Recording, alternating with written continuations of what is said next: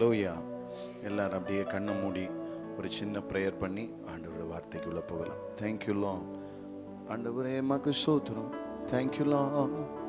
பேசும் பேசும் ஜெபம் செய்யும் போது இயேசுவே உமது சித்தத்தை அடியேன் காண கிருபை செய்யும். பேசும் பேசும் ஜெபம் செய்யும் போது இயேசுவே இயேசுவே உமது சித்தத்தை அடியேன் காண கிருபை செய்யும். பேசுங்க ஆண்டவரே, எங்களோடு இடைப்படுவீராக, எங்களோடு இடைப்படுவீராக, எங்களோடு இடைப்படுவீராக, எங்களோடு இடைப்படுவீராக. கர்த்தருடைய பரிசுத்த நாமம் மகிமைப்படுவதாக.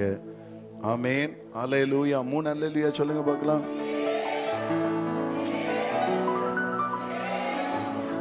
அல்லேலூயா.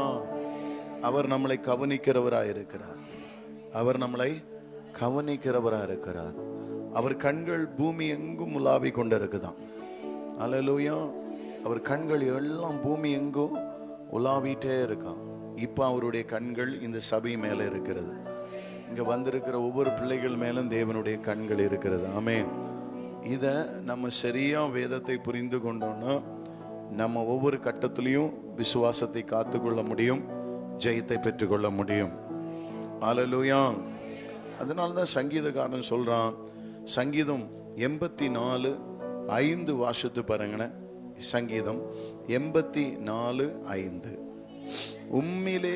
உம்மிலே பலன் கொள்ளுகிற மனுஷன், மனுஷனால தேற்றப்படுகிற ஒரு மனுஷன் அல்ல, தேவனால் பலன் கொள்ளுகிற மனுஷன். அல்லேலூயா. பாக்கியவான். யாரா? தொடர்ந்து வாசிங்க அத. உம்மிலே பலன் கொள்ளுகிற மனுஷனும். எப்படி? மனுஷனும். அடுத்தது, தங்கள் இருதயங்களில் செவ்வையான வழிகளை கொண்டிருக்கிறவர்களும் பாக்கியவான்கள். அல்லேலூயா. தங்கள் இருதயங்களில செம்மையான வழியை கொண்டிருக்கிற மனுஷன் பாக்கியவான். நல்லா புரிஞ்சுக்கணும். ஆமென் சொல்லுங்களா? கவனிக்கிறீங்களா? ஸ்தோத்திரம். அல்லேலூயா. இது பாக்கியவான். யாரு பாக்கியவான்? யாரு பாக்கியவான் அப்படின்னு பார்த்தா வேதம் என்ன சொல்லுது அப்படின்னா, மனுஷன் தேற்றுகிற இதுல தேவனால் பலன் கொள்ளுகிற மனுஷனும், அடுத்தது தன் இருதயத்தில் சத்தமா செவ்வையான வழியில, செவ்வையான வழி, சரியான வழி யாரு? நானே வழியும் சத்தியமும் ஜீவன். அந்த சரியான வழியை அறிந்திருக்கிற மனுஷன் பாக்கியவான். ஏன் இந்த பக்தன் இப்படி சொல்லும் போது ஒரு சிம்பிளா எழுதிட்டு போயிட்டாங்க. ஆனா நாம இந்த இடத்துல வரும்போது நம்முடைய தேவைகளுக்காக என்ன இந்த இடத்துல நிறைய பேர் வந்து இருக்கிறோம். அது கண்டிப்பா அதுதான் உண்மை. ஆமென் சொல்ல. ஆனா ஏன் தேவனிடத்துல நம்ம வந்து உட்கார்றோம், தேவ சமூகத்துல ஏன் உட்கார்றோம் அப்படின்னா, நான் அறிந்து கொள்ள ஒரு காரியம் என்ன அப்படின்னா, என் வழிகளை எனக்கு தெரியாம நான் இருக்கிறேன். ஒண்ணு, உலகத்துல இருக்கிற வழி, அதாவது என்னுடைய ஆசைக்கு தேவன் என்ன, நான் சில விஷயங்கள் ஆசைப்படுகிறேன் இந்த உலகத்துல, அந்த ஆசைகளுக்கு கர்த்தர் நிறைவேற்றுவதற்கு ஆண்டவர் ஏதாவது நடந்துராதா அப்படின்னு சொல்லி நான் ஆண்டவரிடத்தில் வந்து நிக்கிறேன். ஒருவேளை ஆண்டவர் சில நேரங்கள்ல அந்த வழி தேவனுக்கு பிரியம் இல்லாமல் இருந்தா சில நேரங்கள் அது தாமதப்படுத்துவார். ஆனா நாம உடனே என்ன செய்துருவோம்? உடனே அவரை விட்டுட்டு நம்ம வழியை தேட ஆரம்பிச்சிருவோம். ஆமென். அங்க என்ன சொல்லப்பட்டிருக்கு? உம்மிலே பலன் கொள்ளுகிற மனுஷன் பாக்கியவான். அப்ப நம்ம விருப்பத்தை ஆண்டவர் இடத்துல போறோம். ஆனா ஆண்டவர் இன்னொரு இடத்துல பலப்படுத்துவதற்கு முன்பாக, இல்லைன்னா நமக்கு அதை கற்று அவருடைய வழியை காண்பிக்கிறதுக்கு முன்னாலே நாம் என்ன செய்வோம்னா நம்ம பிரயாசப்பட ஆரம்பிச்சிருவோம். அப்ப யாரு பாக்கியவான் அப்படின்னா, தங்கச்சி சொன்ன மாதிரி அவருக்குடைய வழியில நின்று செயல்படுகிறவன் தான் பாக்கியவான். இது எல்லாராலும் முடியாது. ஆமென். அதுக்கு பயங்கரமான விசுவாச ஆண்டவர் தந்து பொறுமையா தேவ சமூகத்தில் இருந்தா மட்டும்தான் இதை முடியும். அதான் ஆவியானவருடைய தன்மை என்ன அப்படின்னா, இந்த ஆவியானவர் நமக்கு நிறைய விஷயங்களை கற்றுக் கொடுப்பார். ஆமென். புயல் அடிக்கும் போது பொறுமையா இருக்க கற்றுக் கொடுப்பார் என் ஆவியானவர். அது தொடக்கத்துல என்ன செய்யும், பதட்டம் அடைவோம். ஆனா போக போக எவ்வளவு பெரிய புயல் அடிச்சாலும் பொறுமையா ஆண்டவர் சமூகத்துல உட்கார்ந்துரும். அது போக போக ஒரு புது பலனாவே நம்ம மாறிடும். பிரச்சனை வரும்போது ஆண்டவர்கிட்ட போய் ரொம்ப அதுக்கப்புறம் அசால்ட் ஆயிரும். கத்தட்டு சமூகத்துல போய் இருந்துருவோமே, அவர் எங்களுக்கு பலன் கொடுத்துருவா அப்படின்னு சொல்லி ஒரு தெளிவு நமக்கு வந்துடும். ஆமேன்னு சொல்லக்கூடாதுதான். அல்லேலூயா. அவரால் பலன் கொள்ளுகிற மனுஷன் பாக்கியவான். அப்போ ஆவியுடைய தன்மை என்ன அப்படின்னா, அன்பு, சந்தோஷம். இந்த அன்பு சந்தோஷத்தை முதல்ல எடுத்துப்போம். நம்ம அன்பையும் சந்தோஷம் நமக்கு இது உடனே நம்ம ரிசீவ் பண்ணிப்போம். அன்பு வந்தாலும் நம்ம ரிசீவ் பண்ணிப்போம். ஏதோ ஒரு சந்தோஷமான காரியத்தையும் ரிசீவ் பண்ணிப்போம். ஆனா இன்னொன்னு மீதி எல்லாம் இருக்கு.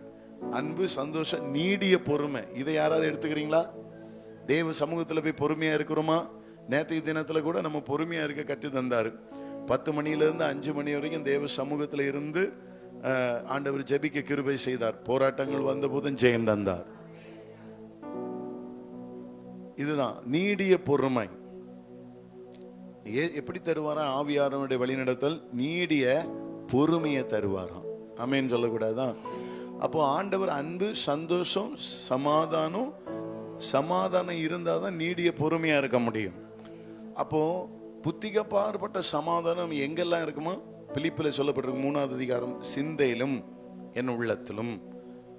பிலிப்பில் பவுல் சொல்றாரு, என் சிந்தையிலும் புத்திக்கு அப்பாற்பட்ட சமாதானம் இருக்கு, என் உள்ளத்திலும் புத்திக்கு அப்பாற்பட்ட ஒரு மனுஷனுக்கு அற்புதம் செய்ய விரும்பும் போது ஆண்டவர் புத்திக்கு அப்பாற்பட்ட சமாதானத்தை சிந்தையிலும் உள்ளத்திலும் கொடுக்க ஆரம்பிச்சிருவார். அல்லேலூயா. ஒரு மனுஷன் ரொம்ப பொறுமையா இருக்க கற்றுக் கொடுப்பார். ஆமென். எந்த ஒரு மனுஷனுக்கு தேவ சமூகத்தில் போய் பொறுமையா இருக்க, சமாதானத்தோட போய் உட்கார்றானோ அவன் கண்டிப்பா நிச்சயமா அதை பெற்றுக்கொள்வான். கர்த்தருக்காய் காத்திருக்கிறவர்கள் வெட்கப்பட்டு போவதில்லை. அத வசனத்தை வாசிங்க. பிலிப் 3 எத்தனாம் வசனம் சிஸ்டர்? இது 4வது அதிகாரம் 6வது வசனம். வாசிங்க. நீங்கள் ஒன்றுக்கும் கவலைப்படாதீங்க. சொல்லுங்க, பக்கத்துல பார்த்து கையை பிடிச்சு சொல்லுங்க, ஒன்றுக்கும். இப்ப என்ன கேட்பாங்க தெரியுமா? அவங்க, எப்படி சிஸ்டர் கவலைப்படாம எனக்கு இருக்க முடியும்? என் பிரச்சனை உனக்கு தெரியுமா அப்படின்னு. ஆனா நம்ம நிறைய டீட்டெயிலாக பேச முடியாது. நேத்தையும் வந்திருந்தா கொஞ்சம் அழகா பேசினார், அதிகமா பேசினார் ஆவியானவர். ஒன்றுக்கும் கவலைப்படாம. இப்போ ஆகார் தன் பிள்ளை செத்து போவான்னு சொல்லி கதறி உழிச்சிட்டு கிடக்கிற டைம்ல ஆண்டவர் சொல்றாரு, ஆகாரே உனக்கு என்ன ஆச்சுன்னு கேட்கிறாரு. என்ன உனக்கு சம்பவிச்சு, உனக்கு என்ன ஆயிற்று? அப்ப இவன் எக்ஸ்பிளைன் எல்லாம் பண்ணி சொல்லல.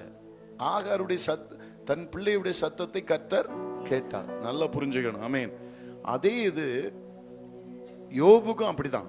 நீங்க 38, 39 வாசித்து பார்த்தா இவர் நிறைய புலம்புகிறத பார்த்துட்டு அந்த 38வது அதிகாரத்துல அவர் கஷ்டத்துல எல்லாரும் புலம்ப தானே செய்வாங்க. நேற்றைய தினத்துல அழகா பேசினார். எப்படின்னா, ஒரு மனுஷனுக்கு சகல விதமான சக்திகளையும் கொடுத்துதான் தேவன் இந்த உலகத்துல அனுப்புறாரு. சோதனையை சகிக்கிற பலன், அவன் சிலுவையை தூக்குறதுக்குள்ள பலன் அவனுக்கு உண்டு. ஆனா மற்றவங்களுடைய சிலுவையை பார்க்கும் போதுதான் விழுந்து போறோம்.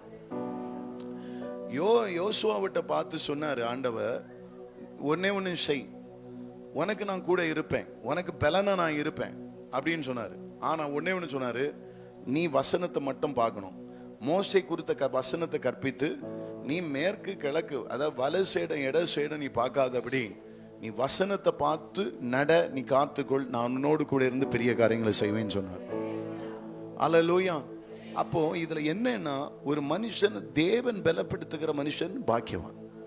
உங்களை ஆண்டவர் பலப்படுத்துறாரா நீங்க செக் பண்ணி பாருங்க. ஆமென் சொல்லக்கூடாதான். அவன் என்ன இழப்பு, இந்த உலகத்தில் இருக்க சகல இழப்பு. பைபிள்ல ஒரு வேர்டு இருக்கு இல்லையா, என் நிமித்தம் தன் மனைவியாவது, பிள்ளையாவது, வீட்டையாவது, நிலங்களையாவது எல்லாவற்றையும் விட்டா என்னவா? இன்மையிலும் மறுமை. அப்ப இந்த உலகத்தில் இருக்கிறது எல்லாத்தையும் அவன் இழந்தா கூட, யோபு போல இழந்தாலும் அவன் தேவன் கர்த்தருக்குள் மகிழ்ச்சியா இருப்பான்.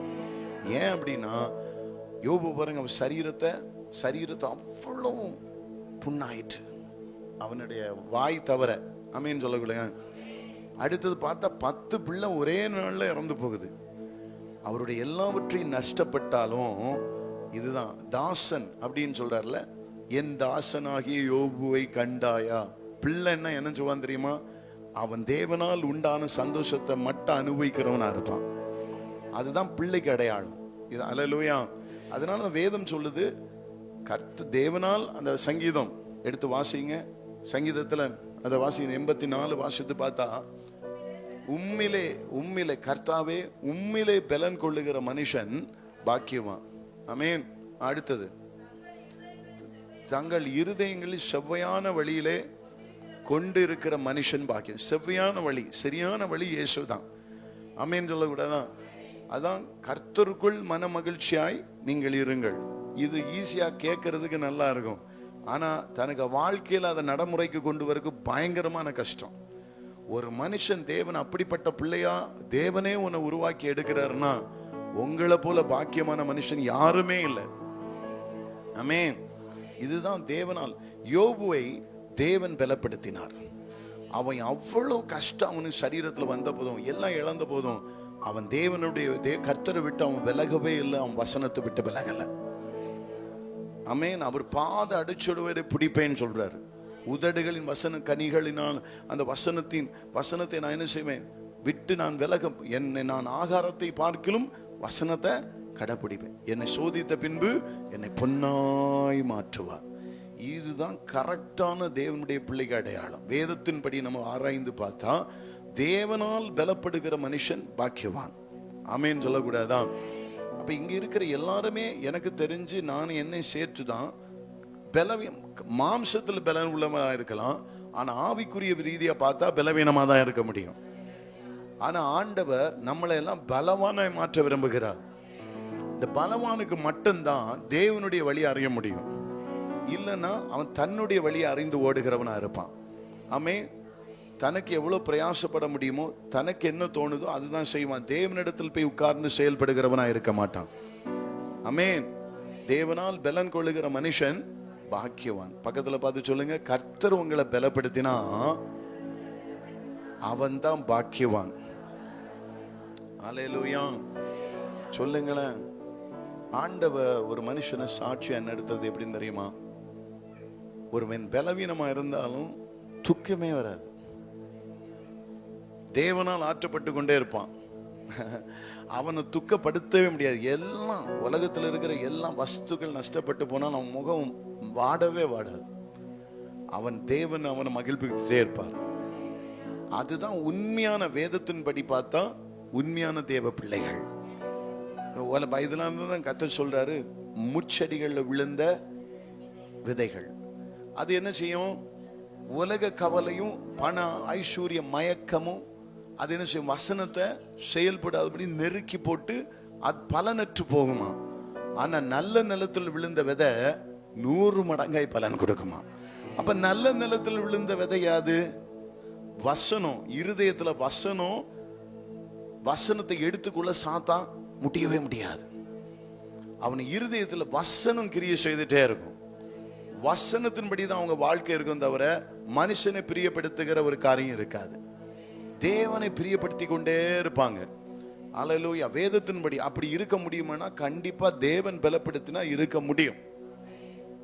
அப்ப நம்ம எதிர்பார்க்கிறது யாரு அப்படின்னா, இன்னைக்கு கிறிஸ்டியன்ஸ் ஆண்டவருடைய இயேசுவை பின்பற்றுறாங்க, ஆனா தனக்கு வழியில ஓடுறாங்க, இயேசுக்கு பின்னால போகல. ஆனா பாடுறோம், இயேசுவின் பின்னா நான் செல்வேன். நீங்க வேர்டை கவனிக்கணும்னா இது ஒரு மெசேஜாவே இருக்கட்டும். யாருக்கு பின்னால நீங்க எல்லாம் போறீங்க? என்ன பின்னால இருக்க எல்லாம் அமைதியா இருக்குதியா? யாருக்கு பின்னால போறீங்க? இயேசுக்கு பின்னால போறவங்க எல்லாம் கை தூங்க பார்க்கலாம். இந்த பாட்டு தெரியவங்க கை தூக்க மாட்டாங்க, நல்லா தெரியும். சோத்திரன். இயேசுக்கு பின்னால போறவங்க எல்லாம் கை தூங்க பார்க்கலாம். பாத்தியலா? நான் கை தூக்குறேன். நான் கண்டிப்பா கை தூக்குறேன். என்ன ஆண்டவர் அப்படி உருவாக்கி வச்சிருக்கிறார். இந்த உலக கவலை என்ன மேற்கொண்டு ஜெயிக்க முடியாது. அப்ப அழகா பாடின, இயேசுவின் பின்னா நான் செல்வேன் திரும்பி. நல்ல இந்த லைனை திரும்பி எதை திரும்பி பார்க்க கூடாதுன்னு. ஆமா. உலகத்தின் பெருமை சித்தத்தின் பற்று எல்லாம். எதை உதறிட்டு வந்தீங்க ஆண்டவட்ட? உலகத்தின் பெரும் செல்வத்தின் பற்று எல்லாம். அடுத்தது என்னம்மா? உடல் பொரு ஆவி உடைமைகள் யாவும் ஒப்பு கொடுத்து நான் ஆலயம் எனக்குள்ளே. அது என்ன அப்படின்னா, இயேசுவின் சிந்தை உங்களுக்குள்ள இருக்க கடவதாக என்று சொல்லி எபேசியர்ல சொல்லப்பட்டிருக்கு. கிறிஸ்துவின் பரிசுத்தவான்களோடு கூட கிறிஸ்துவின் அன்பின் ஆழத்தையும் அகலத்தையும் நீளத்தையும் இன்னதென்று அறியும்படி பரிசுத்தவான்களோடு இணைந்து அப்படின்னு சொல்லப்பட்டிருக்கு. ஆமீன். புரியுதாமா? புரியுதா இல்லையா? அப்ப இயேசுடைய பிள்ளை யார் அப்படின்னா, உலகத்தின் பெருமை செல்வத்தின் பற்று எல்லாம் உதறிவிட்டே. அவங்கதான் உலகத்தின் எல்லாம் உதறிவிட்டே, உடல் பொருளாவி உடைமைகள் யாவும் ஒப்பு கொடுத்து விட்டே. உடல் பொருளாவி உடைமைகள் யாவும் ஒப்பு கொடுத்து விட்டே. சொல்ல முடியுமா? நான் அவர் ஆலயம். அவர் வேர்டு மட்டும் தான் நமக்குள்ள. நான் அவர் ஆலயம் எனக்குள்ள இயேசு. என்ன நடந்தாலும் எவ்வேளையிலும் எப்போதும் துதித்திடுவே. யார் பிள்ளை?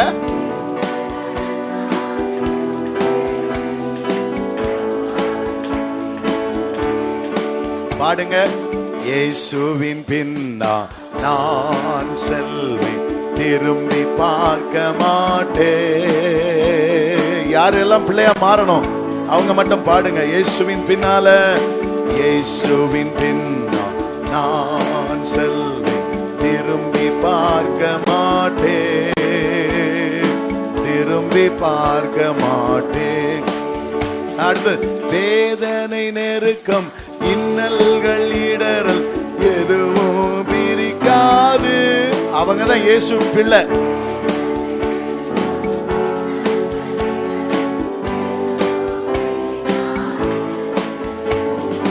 வெற்றி வேந்தனின் இயேசுவின் அன்பால் முற்றிலும் ஜெயம் பெறுவேன். ஆமென்.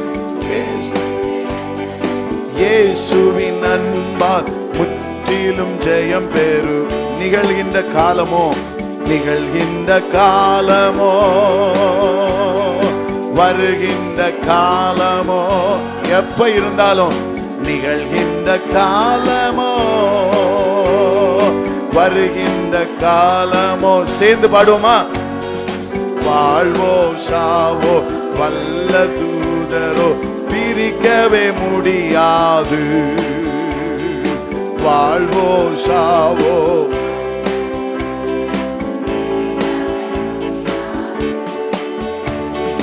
இயேசுவின் பின்னா நான் செல்வேன், திரும்பி பார்க்க மாட்டேன், திரும்பி பார்க்க மாட்டேன். ஆமென். திரும்பி பார்க்க மாட்டேன்.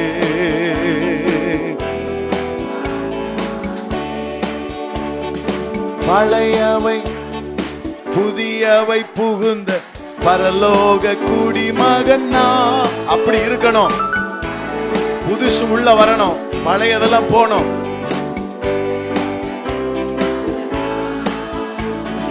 மறுரூபமாகி மன்னானன் இயேசு முகமுகமாய் காண்பேன். அதுதான் பாக்கியம்.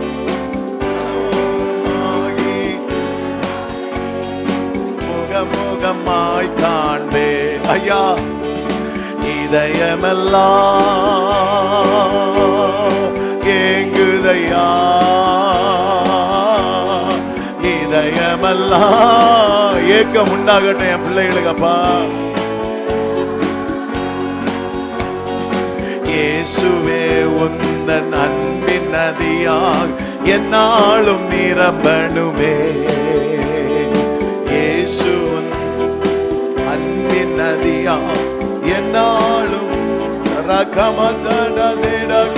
இயேசுவின் பின்னா நான் செல்வேன், திரும்பி பார்க்க மாட்டேன்.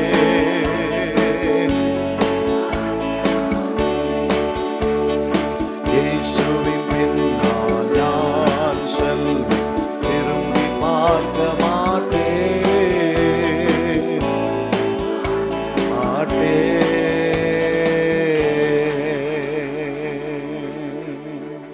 ஹல்லேலூயா. அப்போ தேவனால் ஒரு மனுஷனை கர்த்தர் பலப்படுத்தினா மட்டும்தான் இப்படிப்பட்ட ஒரு வாழ்க்கைக்குள்ள வர முடியும். யாரு பாக்கியவான்? யாரு பாக்கியவான்? அடுத்து சொல்ற 2:84 வாசிங்க. என் ஆத்துமா என் ஆத்துமா கர்த்தருடைய ஆலய பிரகாரம், ஆலயத்தில் உள்ளவைகள் எல்லாம் வாஞ்சையும் தவனமாய் இருக்கிறது. தாகத்தோடு இருக்கிறேன். என் ஆலயத்துல போகும்போது என்னெல்லாம் தேவன் செயல்படுத்துகிறார் என்று கவனித்து அதன்படி செய்வதற்கு நான் ரொம்ப கவனமா இருக்கிறேன்னு பேசுறாரு. ஆமென் சொல்லக்கூடாதா? அப்ப நான் என்ன சொல்றேன், உங்களை மறுபடியும் தேவன் உருவாக்க தான் விரும்புகிறார். பழையவைகள் எல்லாம் போனோம், புதுசு உள்ள வரணும். மறுரூபமாகி மன்னவன் இயேசுவை முகமுகமா என்ன செய்யணும்? 2 கொரிந்தியர் 5:17 வாசித்து 2 கொரிந்தியர் 5:17 வாசிங்க பார்க்கலாம். இப்படி இருக்க ஒருவன், சொல்லுங்க, நீங்க கையை பிடிச்சு சொல்லுங்க, ஒருத்தர் ஒருவன் கிறிஸ்துவுக்குள்ள நீங்க இருந்தீங்கன்னா, அடுத்து சொல்லுங்க, புது சிருஷ்டியா இருப்பான். புதுசா உன்னை உருவாக்குவான். புது சிருஷ்டியா இருக்கிறான். அடுத்தது, பழையவைகள் எல்லாம் ஒளிந்து போனது, எல்லாம் புதுசா உள்ள வரணும். இப்ப இயேசுட்ட வந்தா நீங்க உண்மையிலேயே உங்களுடைய மாம்ச இச்சைக்காக தான் வருவீங்க. ஆனா இயேசுட்ட நெருங்க நெருங்க நீங்க எதை எதிர்பார்த்து வந்தீங்களோ கடைசியில் அந்த ஆசை இருக்கவே இருக்காது. அதெல்லாம் கொஞ்சம் கொஞ்சமா என்ன செய்யும்? இயேசுட்ட நெருங்க நெருங்க நெருங்க கொஞ்சம் கொஞ்சமா நமக்கு தெரியாமலே என்ன செய்யும்? பழையதெல்லாம் போயிட்டே இருக்கும், புதுசு உள்ள வந்துட்டே இருக்கு. ஒருவேளை நாங்க இயேசுட்ட வந்தோம், எனக்கு பழையதெல்லாம் போகலைன்னா நீங்க இன்னும் இயேசு அறியலைன்னு அர்த்தம். இயேசுட்ட வந்தா கண்டிப்பா உங்க இருதயம் புதுசாகிட்டு, உலகத்தின் கவலை எல்லாம் கொஞ்சம் கொஞ்சமா என்ன செய்ய மாறி, கொஞ்சம் கொஞ்சமா என்ன செய்யும்னா இயேசுதான் சந்தோஷமாகவே மாறிவிடும். தன் வாழ்க்கையை இயேசுதான் அப்படின்னே வந்துடும் லாஸ்ட்ல. ஏன் தெரியுமா? முதல்ல ஆண்டவரை பார்க்க முடியாம இருக்கும், அப்புறம் நீங்க முகமுகமா ஆண்டவரை பார்க்க ஆரம்பிச்சிருவீங்க. இதுதான் தேவனால் உண்டாக்கப்பட்ட பிள்ளைகள். அதான் தேவனால் உருவாக்கப்படுகிற ஒரு பிள்ளை பாக்கியவான். ஆமென் சொல்லக்கூடாதான்? இப்போ அந்த தங்கச்சி சாட்சி சொல்லும் போது ஒரு அழகான வார்த்தை சொன்னா.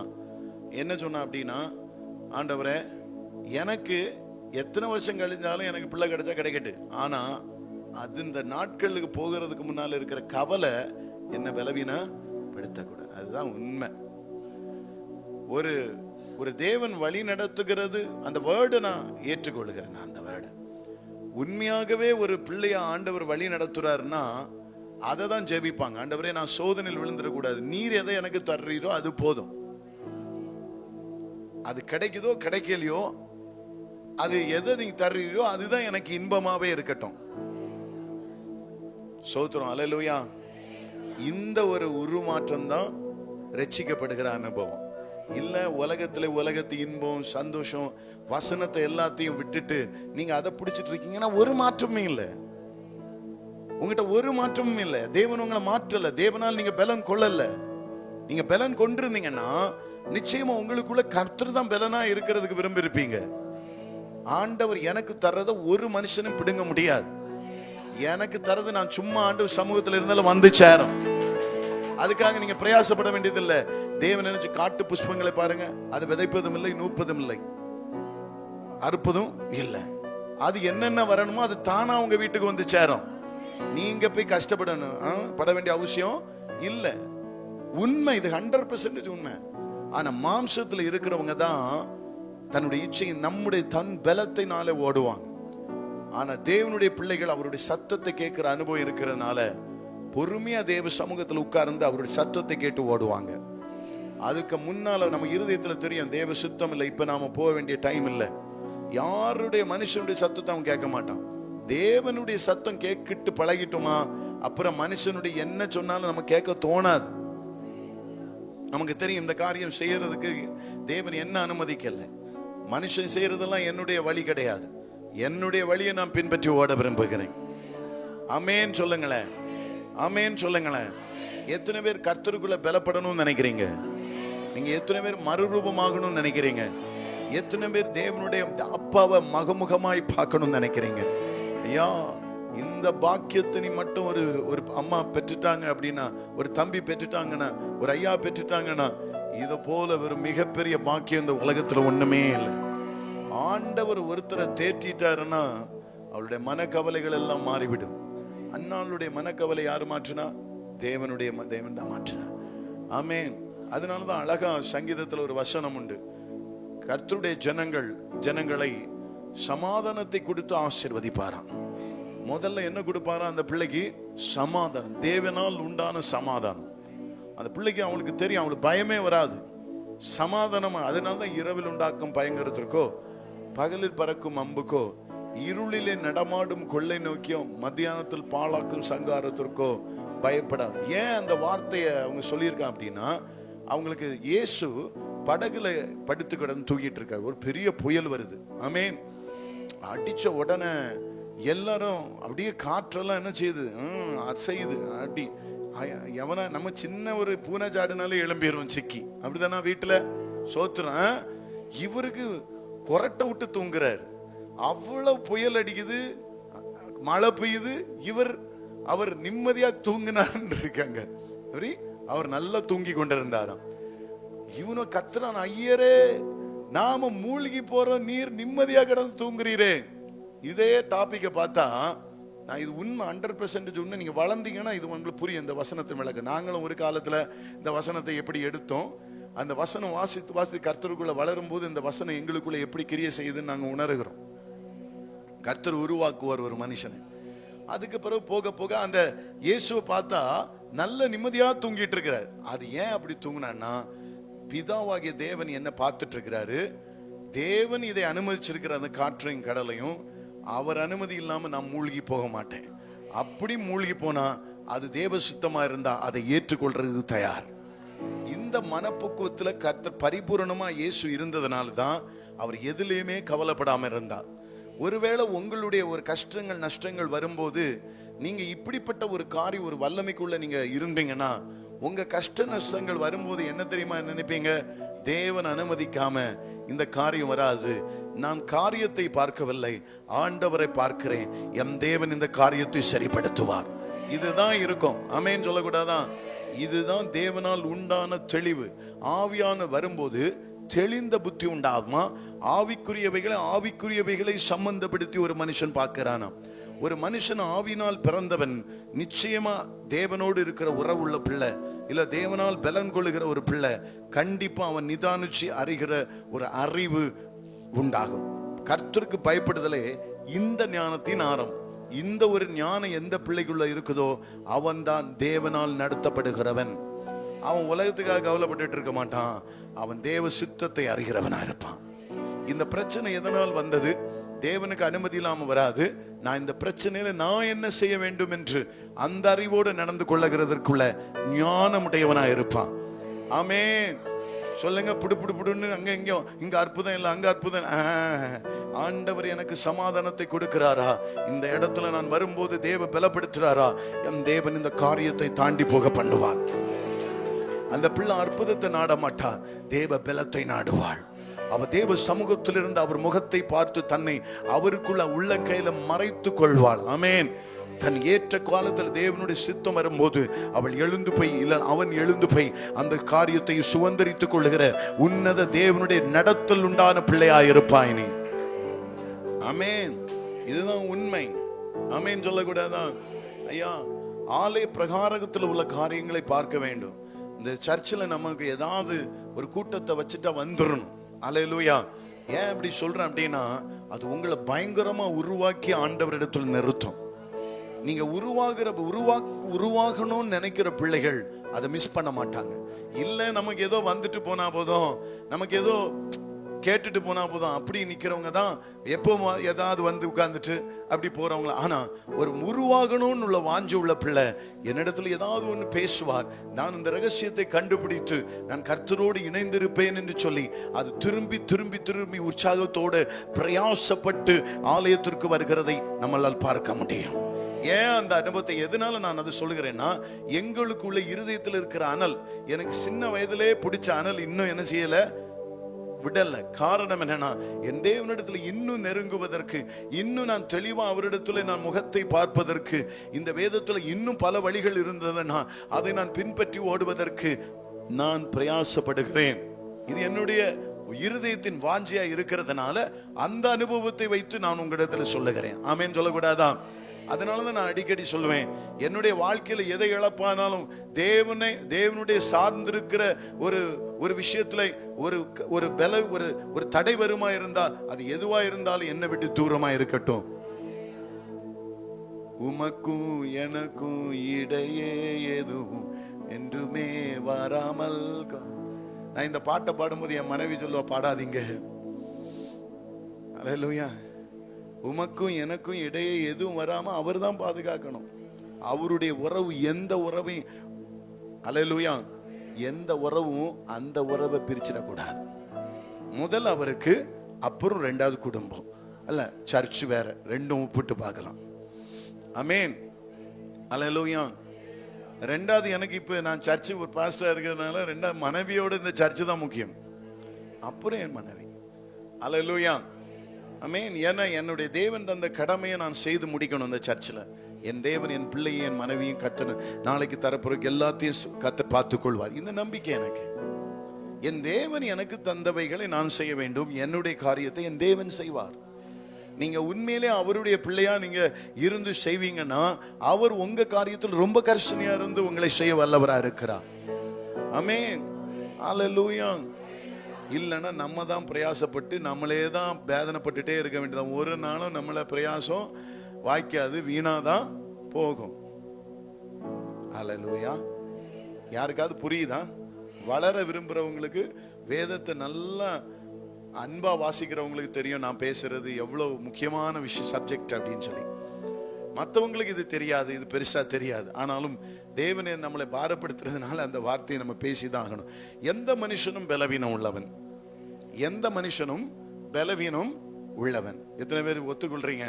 நான் ரொம்ப பலவீனம் உள்ளவன் தான். இப்படி ஒரு மனுஷன் பேசுறான். ரோமர் 7வது. அதனாலதான் பவுல், நம்ம பவுல ஒரு பெருசா கவனிக்கிறீங்களாமா? கவனிக்கிறீங்களா? உற்சாகமா நீங்க கவனிக்கிறீங்களா? மன சோர்வடையாதீங்க. கொஞ்சம் ஃபோக்கஸ் எங்க திருப்புங்க. பார்வை கொஞ்சம் வெளியில போக கூடாது. ஃபோக்கஸ் கரெக்டா இருங்க. உங்க பிசாசு ஓடட்டும். கவனிக்கிறீங்களா? இயேசுக்குள்ள வளரணும்னு நினைக்கிறீங்களா? பார்வை கரெக்டா இருந்தாதான் கர்த்தர் தொட முடியும். பைபிள் சொல்லுது, இயேசுவ பவுல் பிரசங்கம் பண்ணிட்டு இருக்கும்போது அவன் என்ன செய்தான்? வாஞ்சியா பார்த்தான், உற்று பார்த்து அவன் பார்த்துட்டே இருந்தான் பவுல. உடனே அவன் விசுவாசத்தை ஆண்டவர் யார் பார்க்கிறா? பவுல் பார்த்து, உனக்கு சுகமாக்கிறதக்கத உன்னுடைய ரட்சிப்பு உன்னிடத்துல இருக்கிறதுனால சரி நான் இயேசு நாமத்தினால் எழும்பினட. உடனே எழும்பிட்டான். முதல் பார்வை ஸ்டெடி இருக்கணும். உங்க பார்வையில தள்ளாட்டம் இருக்கக்கூடாது. கர்த்தரை பார்க்கிறதுலையும் கவனிக்கிற விஷயத்திலையும் ரொம்ப ஷார்ப்பா இருக்கணும். நம்ம சொல்லி கொடுப்போம், டேய் பிள்ளைய போஜமா படிக்கும் போது டேய் கவனமா கவனிக்கணும்னு சொல்லி கொடுப்போம். அப்படிதானா? நம்ம மட்டும் அதை செய்யவே மாட்டோம். அல்லேலூயா.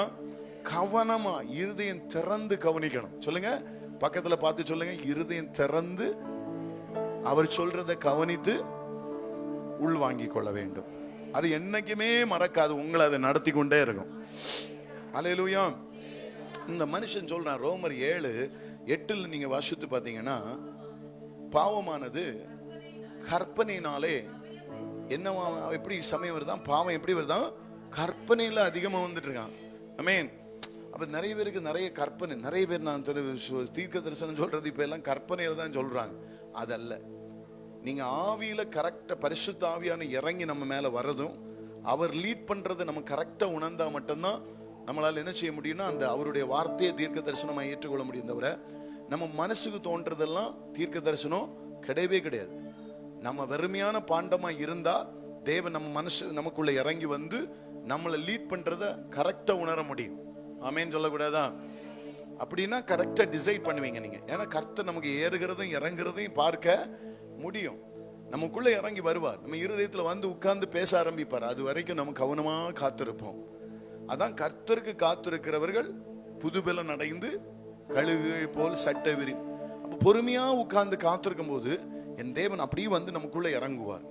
இறங்கி நம்மளை ஆண்டு நடத்துறதையும் நம்ம ஜெபிக்க வைக்கிறதையும் நம்மளால உணர முடியும். அல்லேலூயா. இப்படி ஒரு மனுஷன் தான் தேவனால் பலன் கொள்ளுகிற மனுஷன். ஒரு மனுஷனை பலன் கொள்ளனா அவன் உட்கார்ந்தும் போது அவன் இறங்கி வருவார். இறங்கி வந்து அவனை உள்ளாத ஆளுகை செய்து அவரே செயல்படுத்துவார். அதுக்குதான் நாங்க உள்ள உட்கார்ந்துட்டு அப்படியே பல மணி நேரம் உட்கார்ந்துட்டு இருக்கிறது. அவர் வந்த உடனே கர்த்தர் நம்மளோட பேச ஆரம்பிச்சிருவார்.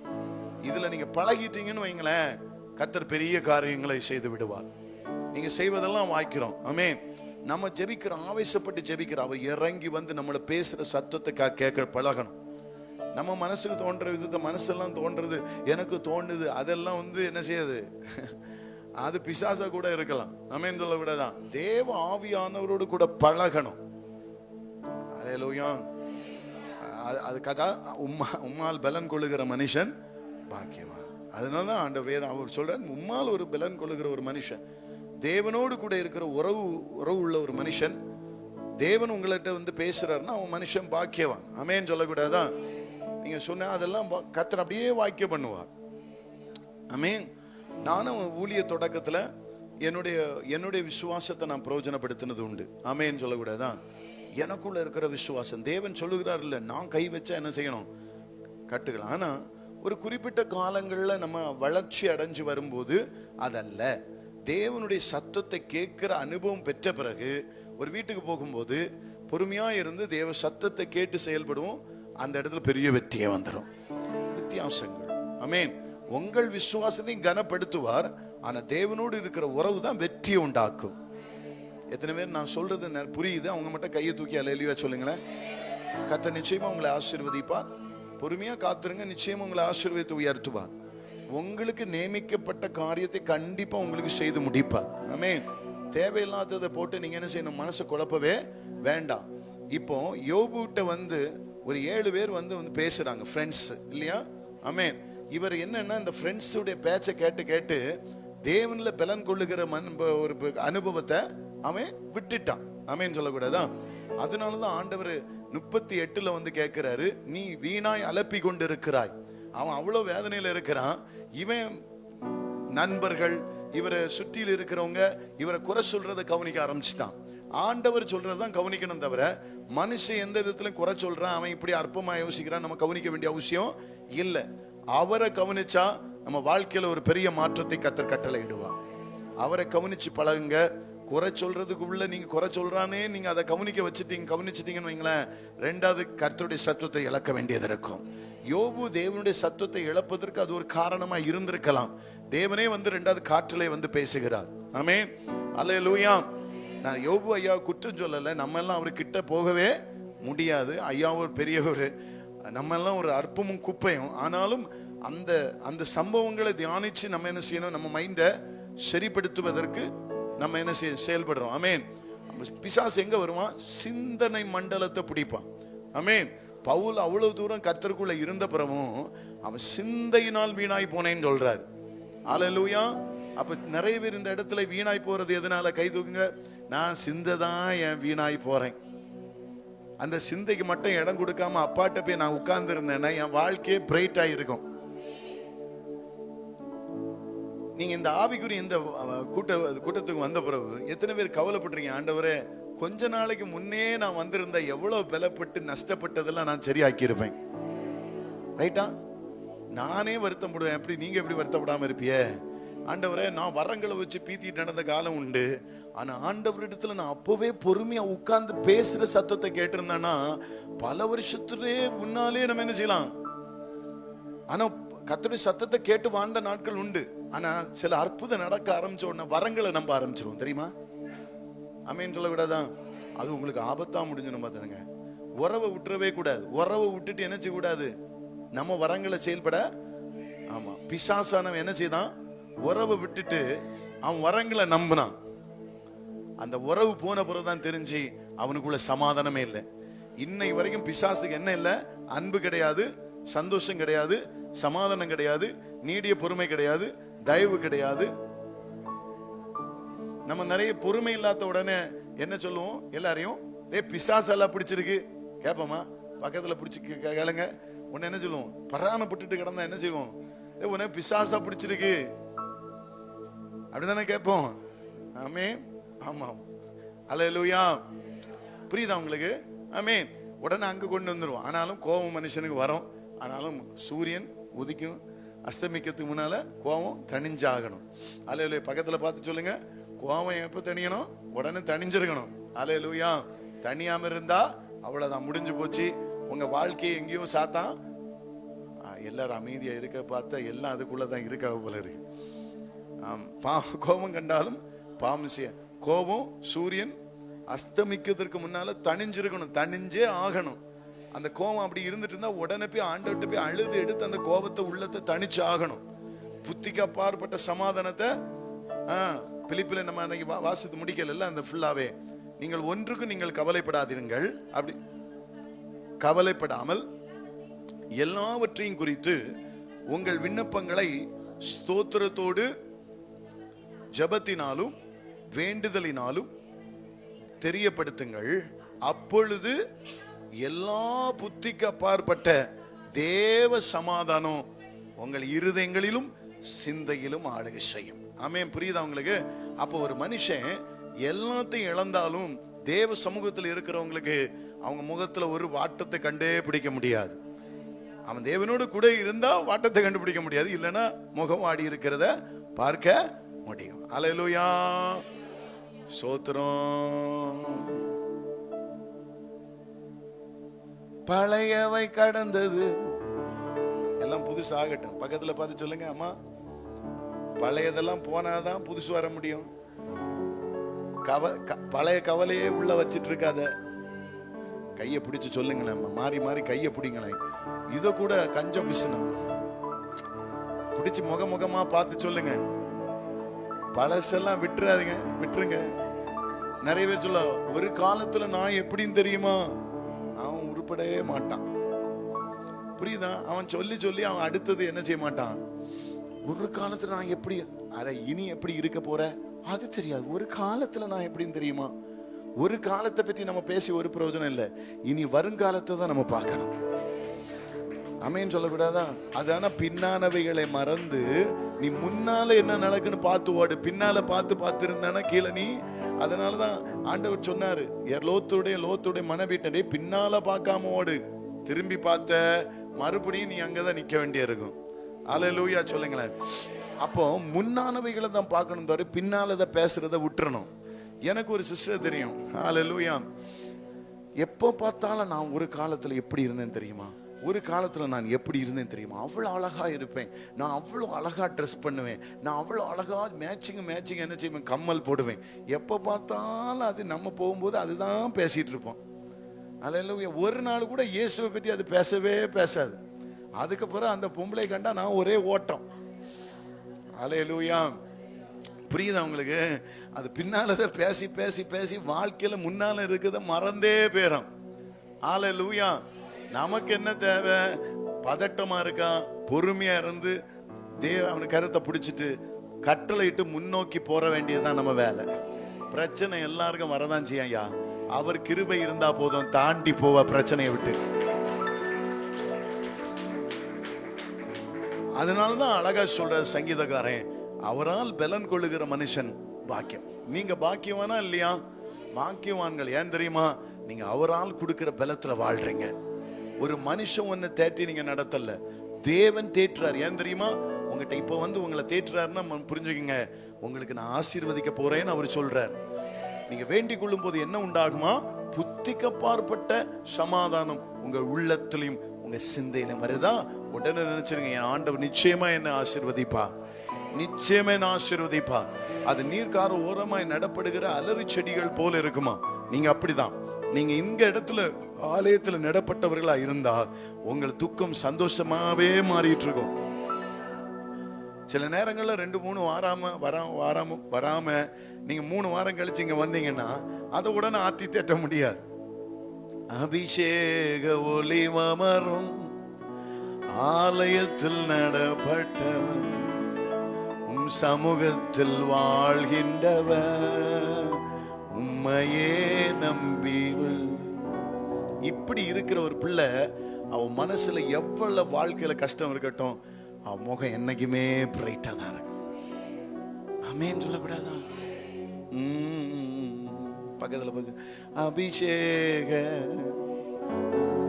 நீங்க எப்படி ஆலயத்தில் நடப்பட்ட உம் சமூகத்தில் உம்மையே. என்ன தெரியுமா, அவங்களால மட்டும்தான் தேவனுக்குள்ள பிடிச்சு நிக்க முடியும். வேற யாரையும் நம்ம தேட்ட முடியாது. தேவன் தேற்றினாதான் அவங்கள நம்ம தேற்றலாம். தேவன் சித்தமான அவங்கள தேற்றலாம். ஆமென். நம்ம கடவுள் கிடையாது, அவர் சொல்றதை நம்ம செய்யறோம். ஆமென் சொல்லக்கூடாதான்? பக்கத்துல கை கொடுத்து சொல்லுங்க, கர்த்தர் உங்களை எப்பவும் அவர் ஆலயத்தையே தேடுங்க, உங்கள் துக்கம் சந்தோஷமாய் மாறும்.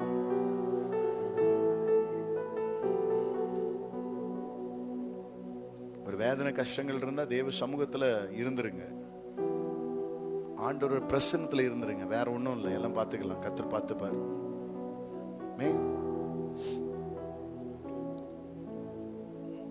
ரோமர் 7வது அதிகாரம் 8வது வசனம், பாவமானது கற்பனையினாலே சமயமாகி.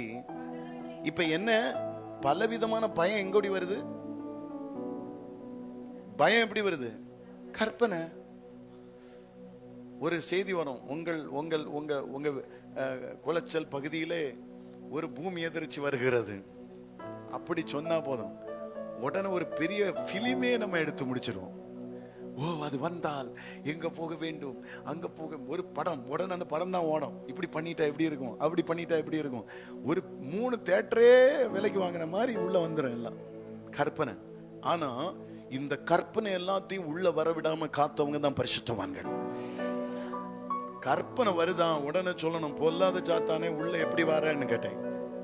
ஆண்டவருக்கு சித்தம் என்னால வரதானே போகுது, வந்த வழியா போவோம், கர்த்தர் சித்தமானா சோத்துரும். சொல்லுங்க, பக்கத்துல சொல்லுங்க, வருது மலை போல பிரச்சனை வருதையா, உண்மைதான், அது நான் இல்லைன்னு சொல்லவே இல்லையே. எனக்கு கர்த்தர் எனக்கு முன்பாக இருக்கிறதுனால அது பனி போல போகும்.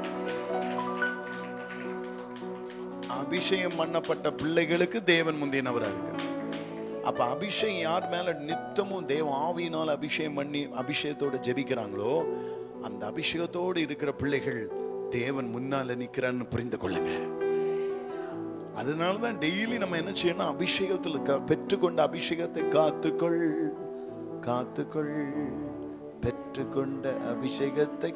இந்த அபிஷேகத்தை இழந்தவங்க தேவனை பார்க்க முடியாது, தேவன் கொடுக்கிற அற்புதங்களை பார்க்க முடியாது. ஆனா ஒரு மனுஷன் அபிஷேகத்தை காத்துக்கொள்வானா, நீங்க போகிறதுக்கு முன்பாகவே கர்த்தர் போவார் முன்பாக. அதுதான் தேவனால் பலன் கொள்ளுகிற மனுஷன் பாக்கியவான். ஆமென் சொல்லக்கூடாதா? இப்ப நாங்க எதை நம்பி வரணும்? சில ரதங்களை குறித்து, சில குதிரை குறித்து மேன்மை பாராட்டுகிறாங்க இல்லையா? நாங்களோ எனக்கு அப்படி மேன்மை பாராட்டுன்னா நான் ரொம்ப பாராட்டுவேன். ஆனா எனக்கு ஒரு நாளும் அதை குறித்து நான் சொல்லுவேன். சில நேரங்கள்ல ஊழியத்தை விட்டுட்டு போனாலும் வாழறதுக்கு வழி இல்லாம இல்ல, ஆனாலும் ஊழியத்தை விட முடியாது. உங்களை நான் சொல்ற புரியுதா? ரதங்களை குறித்து குதிரை குறித்துன்னா நான் பாராட்ட முடியும். ஆனா எனக்கு தெரியும், அதை நம்பி போயிட்டானா இதை விட்டுருவாரு, விட்டுற வேண்டியது இருக்குமே, இயேசு விட்டுற வேண்டியது இருக்கும். சிலத பிரசன்னத்தை இழந்துருவேன், தேவ கிருபையை நான் இழந்துருவேன், அபிஷேகத்தை இழந்துருவேன். ஒருவேளை நினைச்சது வாங்க முடியுமா இருக்கும், ஆனா இந்த தேவனை நான் அது பெய்யும். ஒரு காலத்துல பணம் இருக்கும், அது பெய்யும். ஆனா என்றும் மாறாத தேவன் நம்ம கூட இருந்தாதான் வெற்றி. ஐயா, முதிர் வயது ஆகிறதுக்கு முன்னால நம்ம ஏதாவது பண்ணலாம். வயசான பிறகு நமக்கு யாரு கூட இருக்கணும்? இயேசுதான் நம்ம கூட இருந்தாதான் தைரியமா வாழ முடியும். இயேசு நம்ம கூட இருந்தாதான் அந்த நாட்களை கடந்து போக முடியும். அன்னைக்கு நம்ம குழந்தை போல ஆயிரும், நிக்க முடியாது, நடக்க முடியாது. யோசித்து பாருங்களேன், இன்னைக்கு இருக்கிற வயசானவங்க போலதான் நாளைக்கு. நான் எல்லாம் சிலவங்களை பார்த்தா அப்படி கம்பீரமா இருந்தவங்க பார்த்தா இறந்து கிடக்கிறத பார்த்தா ஐயோ இவங்களா, பல்லம் இல்லாம உடம்பெல்லாம் சுருங்கி எலும்பு போல, கடவுளை இந்த மனுஷனா? இப்ப நாளைக்கு நமக்கு இது என்ன? இயேசு கூட இருந்தா மட்டும்தான் நம்ம அந்த நாட்களை தாண்டி போக முடியும். இப்போ உங்களுக்கு பலன் இருக்கு, அப்ப தேவனால் உண்டான பலன் இருந்தாதான் நம்ம தப்பி போக முடியும். பிள்ளைகள் எல்லாம் நம்பி இனியெல்லாம் வாழ முடியவே முடியாது. நம்பி அதெல்லாம் வாழ முடியாது. தேவனை நம்பி வாழுகிறவன் பிழைப்பான். அதனால சொல்றேன், சில ரதங்களை குறித்தும் சில குதிரை குறித்து மேன்மை, ஆனா நாங்களோ கர்த்தரை குறித்து மேன்மை. ஏன்னா ஏன் அப்படி மேன்மை பாராட்டுனா, என்ன தேவன் பலப்படுத்துகிறதை நான் பார்க்கிறேன். இப்படிப்பட்ட அனுபவத்தை நீங்க விடவே கூடாது. விட்டா அவ்வளவுதான், யாரும் உங்களை தேற்ற போறது கிடையாது. தேற்றுகிற ஒரே இடம் தேவ ஆவியானவர் மட்டும்தான். அல்லேலூயா. மனுஷனால் உண்டான சந்தோஷத்தை கொஞ்சம் விட்டுட்டு தேவனால் உண்டான சந்தோஷத்தை நீங்கள் தேடுங்க. ஆமென்.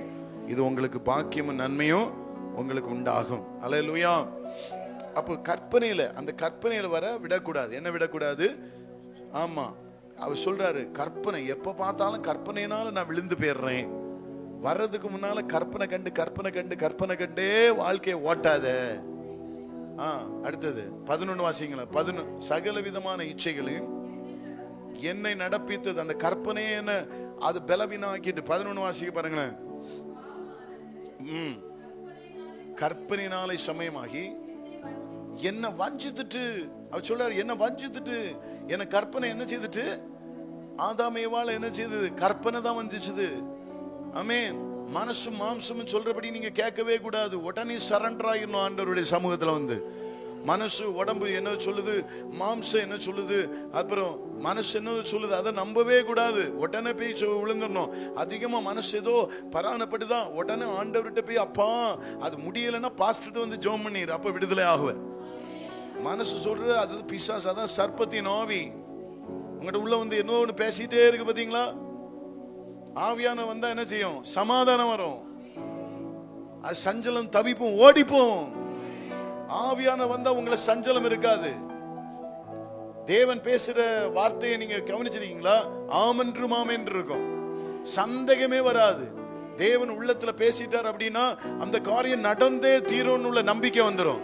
ஆனா பிசாசு பேசுறது எல்லாமே புதிர் வச்சுதான் பேசுவான், தெளிவா பேசவே மாட்டான், குழப்பத்தை தான் உண்டாக்குவான்.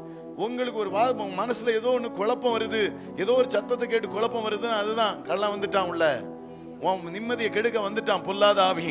உடனே சொல்ற, அதெல்லாம் எனக்கு வேண்டாயா, இயேசு மட்டும் போதும். உன் இல்லத்துல இருக்கிற குழப்பம் எல்லாம் தூக்கி போட்டுட்டு, அப்பா நீர் மாத்திரம் போதும், நீர் மாத்திரம் போதும், நீர் மாத்திரம் போது எனக்கு, நீர் மாத்திரம் போதும் சொல்லி பாருங்க. அந்த சஞ்சலம் ஓடி, நீர் மாத்திரம் போதும். யெகோவா ஈரே தந்தையாம் தெய்வம், நீர் மாத்திரம் போது எனக்கு.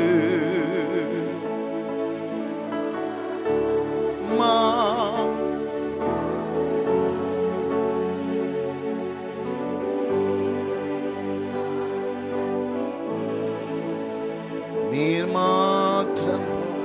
என்னன்னு தெரியுமா அந்த நம்பிக்கை? அழகான பாடல் தெரியுமா? என் தேவைகளை நீ சந்திப்பே, அந்த தேவைகளுக்காக நான் ஓட மாட்டேன், உன் பாதத்தில் நான் இருப்பேன்.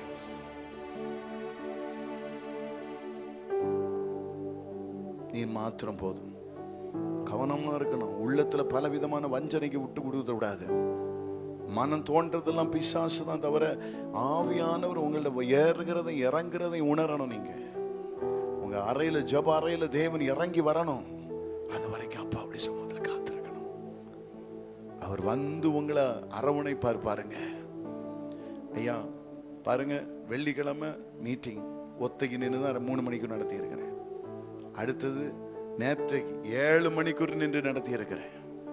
ஐயா இன்னைக்கு காலமிலிருந்து 10 மணிலேருந்து நடத்துறேன். எப்படி ஐயா நேற்றைக்கு கொடுத்த செய்தியா என்னை கொடுக்குறேன்?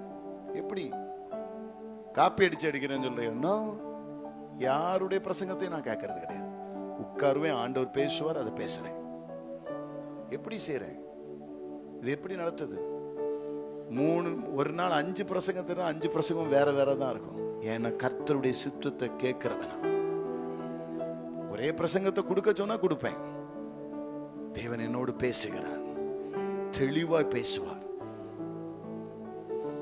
இந்த பலன் யார் தந்தது? ஒரு மனுஷனுடைய பலத்தால பண்ண முடியுமா? முடியாது. தெய்வீக பலத்தால தான் செய்ய முடியும். கர்த்தர் என்னோடு கூட இருக்கிறார், அது சாட்சி.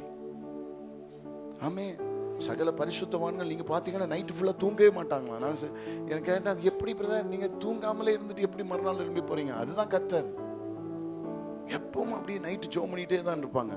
பார்த்தா திடீர்னாலும் அங்க இருப்பாங்க, திடீர்னா ஐயா எங்க இருக்கீங்க? இங்க இருக்கிறேன். அப்ப எப்ப தூங்குவிய? தூக்க எங்க தம்பி? ஆனா முகத்துல ஒரு டயர்டே தெரியாது. தேவ பிரசன்னம். தேவனுடைய பலன் என்ன நினைக்கிறீங்க? மாம்சத்துல இருந்தாதான் தூங்கி தூங்கி விழுவாவ. ஆவியில இருக்கிறவன் அவன் வெளிச்சமா இருப்பான். அவன் சரீரத்துல பலவீனம் வராது. நீங்க ஜெபம் பண்ணாம இருந்து பாருங்க, அப்படியே கொன்னி குருவி அப்பா என்ன முடியாது. ஒரு வாரம் இருந்து ஜெபம் பண்ணி பாருங்க, எல்லாம் முடியும். உங்களை தூக்கி நிறுத்திடுவாரே ஆண்டவர். நீங்கள் தேடுங்கள், அப்பொழுது கண்டடைவீங்க. ஆமென். அப்புறம் ஒரு மனுஷன் சொல்றான், வஞ்சனையில விழுந்துடாது, வஞ்சித்துட்டான்னு சொல்றான். அப்ப வஞ்சனையில விழுந்துடக்கூடாது. வசனத்தை படி, வசனம் தான் நம்ம எதையும் பார்க்கணும், கம்பேர் பண்ணி பார்க்கணும். தவிர நம்ம மனசுக்கு என்ன செய்ய இடம் கொடுத்துட கவனமா இருக்கணும். ஆமென் சொல்லக்கூடாதான்.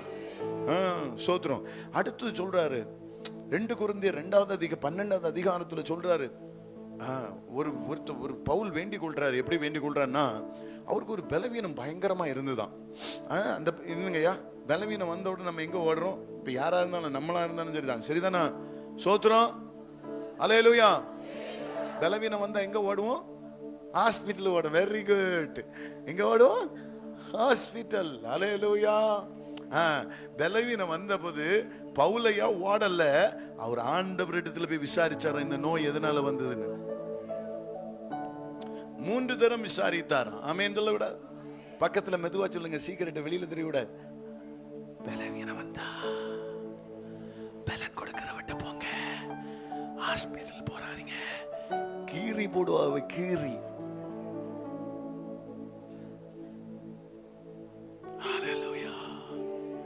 பலவீனம் வந்தா அப்பா சமூகத்துல அவர் சொன்னார்னா போய் கீறுங்க, தப்பு இல்ல. ஆனா முதல்ல எங்க போனோம்? அப்பாட்ட. எனக்கு தெரிஞ்ச அவர் அப்படிதான் கேட்டார். ஸ்தோத்திரம். இருக்கிறீங்களா? பாஸ்டர் போய் சொல்லுவாரு, சிஸ்டர் போய் செக் பண்ணிருங்க. அது உங்க விசுவாசம் இருந்தா நீங்க போக வேண்டாம். நாங்க சில நேரங்கள் உங்க பாசத்துல ஜெபம் பண்ணி முடியலன்னு சொன்னோன்னே போய் கொண்டு காட்டிட்டு வாங்களேன், கஷ்டப்படுறாங்களே. நீங்க என்ன சொல்லணும்? பாஸ்டர் நீங்க என்ன சொல்றீங்க? நான் ஜெபிப்போம் பாஸ்டர், நீங்க ஒரு ஜெபம் பண்ணுங்க, நான் எழுப்பி நடப்பேன். ஆமென் சொல்லக்கூடாது. அல்லேலூயா. உங்கள் விசுவாசத்தை கர்த்தர் விசுவாசத்தின்படி ஆக. நம்ம ஏற்கனவே ஒரு கதை பார்த்திருக்கோம், இந்த குழந்தை பிறந்த கதை. டாக்டர்கிட்ட போய் கேட்கிறானா, 2 குழந்தை வயத்துல. அவ சொல்றானா, எனக்கு 2 குழந்தை வேண்டவே வேண்டாம், எனக்கு இந்த 2 குழந்தை ஒண்ணா மாறணும். ஜெபம் பண்ணுங்க ஐயா. ஒரு ஊழியக்காரங்கிட்ட ஜெபம் பண்ண சொல்லி இருக்கிறாரு. ஐயா இந்த 2 குழந்தை, அவர் ஊழியக்காரன் சொல்ல, இந்த 2 குழந்தையும் நல்லா பிறக்கிறதுக்கு நான் ஜெபம் பண்றேன். இதையே 2 குழந்தை எப்படி ஒண்ணாவும்? இவரு விசுவாசம் இல்லையா? உடனே நம்ம சொல்லுதான், 2 குழந்தை ஒரு குழந்தை ஆவன் ஜெபம் பண்ணுவீளா இல்லையா? சரி அவ சொல்றேன்னு சொல்லி ஜெபம் பண்ணி விட்டுதான். ஸ்கேன் ரிப்போர்ட்ல என்ன? 2 குழந்தை, பிறக்கும் போது 1. அது வந்து சொல்லுதான் 2வது. ஐயா ஐயா 2 ஒண்ணாயிட்டு. 2 ஒண்ணாயிட்டா? அது எப்படி? அது தேவனால் உண்டானது. அவங்க விசுவாசத்தை தேவன் கனப்படுத்தினா. ஆமென் சொல்லக்கூடாதா? சோத்திரம். அப்போ எப்பவுமே தேவனிடத்துல தான் போய் கேட்கணும். நம்ம எல்லாத்தையும் நம்பிடக்கூடாது. தேவன் நம் ஜெபத்தை கேட்கிறவர். ஆனா வசனத்துக்கு நம்ம கீழ்ப்படியணும். சபை கூடுதலை விட்டு விடாதீங்கன்னு சொன்னா விட்டு விடக்கூடாது. ஆமென். சகோதரர் ஒருமித்து வாசம் செய்கிறோம், ஒருமித்து வரணும். இதெல்லாத்தையும் கீழ்ப்படியணும். அது வரும்போது தேவ வார்த்தை எங்க கொடுக்கும்போது நம்ம பலன் அடைகிறோம். ஹல்லேலூயா. உங்களுக்கு பக்கத்துல பார்த்து சொல்லுங்க, பலன் வந்ததா? என்ன சொன்னாங்க? வந்துதான். கர்த்தர் உங்களை சமாதானத்தை கொடுத்து ஆசீர்வதிப்பாராக. ஆமென். ஹல்லேலூயா. சங்கீதம் 17:7 படி உம்முடைய அதிசயங்களை அதிசயமான கிரியைகளை விளங்க பண்ணுவேன். அது இன்றைக்கு அவருடைய கிருபை விளங்கட்டும் இயேசுவின் நாமத்தினாலே. ஆமென். அல்லேலூயா, அல்லேலூயா, அல்லேலூயா. தடைகள் எல்லாம் மாறி போகட்டும் இயேசுவின் நாமத்தினாலே. வெற்றி வரட்டும். ஆமென். அல்லேலூயா. அப்போ அழகா சொல்றார் பாருங்க. அது போய் வாசித்து பாருங்க பார்க்கலாம். 2 கொரிந்தியர் 12:7. அன்றியும் எனக்கு வெளிப்படுத்தப்பட்ட பட்டவைகளுக்குரிய மேன்மை நிமித்தம் என்னை உயர்த்தாதபடிக்கு, சொல்லுங்க, என்னை நான் சொல்லாதபடிக்கு. சில நேரங்கள்ல நான் அப்படின்னு சொல்லுவோம் இல்லையா? அப்ப ஆண்டவர் கேட்பாரு, உனக்கு நோயை கொடுத்துட்டு நான் சொன்னேன் பத்தியா, உன் நோயை நீ சுகமாக்கு பாப்போம். அல்லேலூயா. இது எதுல கேட்கிறாரு தெரியுமா? யோபுட்ட கேட்கிறாரு. உன் நாட்களை அறிந்திருக்கிறாயோ, பாதாளத்தின் வாசலை நீ அறிவாயோ? அவர் கேட்கிறாரு நான். ஆனா ஒரு காலம் என்ன செய்யல யோபு, நான் சொல்லவே சொல்லல. இப்ப நான் சொல்றவங்களுக்கு எல்லாம் சொல்லுவார், வியாதியை மாற்ற முடியுமா ஒண்ணு? இப்ப நீன்னு சொல்லாத, கர்த்தர்னு சொல்ல. அவர் சொல்ற, நான் என்ன உயர்த்தாதபடிக்கு எனக்கு ஒரு முள் கொடுக்கப்பட்டிருக்குது. அப்ப இவர், நான் நினைக்கிறேன் அவர் மூலமா நிழல் பட்டெல்லாம் சுகமாச்சு இல்லையா? அவர் சொல்ற, நான். அவருக்கு ஒரு பலவீனம் வந்த உடனே அந்த நோயை யாரு சுகமாக்க முடியல, கர்த்தர் சுகமாக்கல. இது உனக்கு இருக்கட்டும் இந்த நோய். அப்பதான் நீ நினைக்க மாட்ட, ஆண்டவர்னு சொல்லுவேன். ஒரு மனுஷன் என்னைக்கு தனக்கு மிஞ்சின ஒரு காரியம் வருதோ அப்பதான் அவன் உணர்ந்து கொள்வான், என்னால இது முடியாது, கடவுளால முடியும். சில மிஞ்சின பானம் வருது, ரொம்ப நல்லது, நம்மளை உயர்த்தாதபடிக்கு தாழ்த்தும். அது அந்த வலி, அந்த பலவீனம் நம்மளை ஆண்டவர்கிட்ட அர்ப்பணிக்க வைக்கும். சில நேரங்கள்ல நம்மளை அர்ப்பணிக்க முடியாம ஆண்டவரேன்னு இருப்போம். அந்த பலவீனம் நம்ம ஆண்டவர் சமூகத்துல உருகி அர்ப்பணிக்கிற அளவுக்கு ஒண்ணு உருவாக்கிறோம். ஆமென். கர்த்தர் நாமம் மகிமைப்படட்டுமே.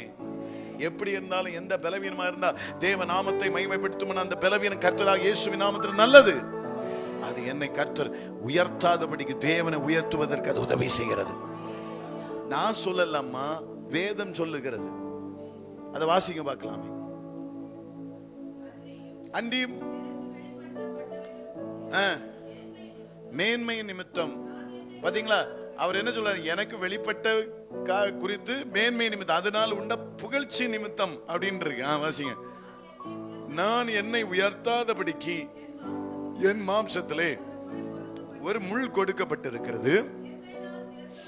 என்னை நான் உயர்த்தாதபடிக்கு அது கொட்டும் சாத்தானுடைய தூதனா இருக்கிற பொல்லாத சாத்தான வெளியே போ.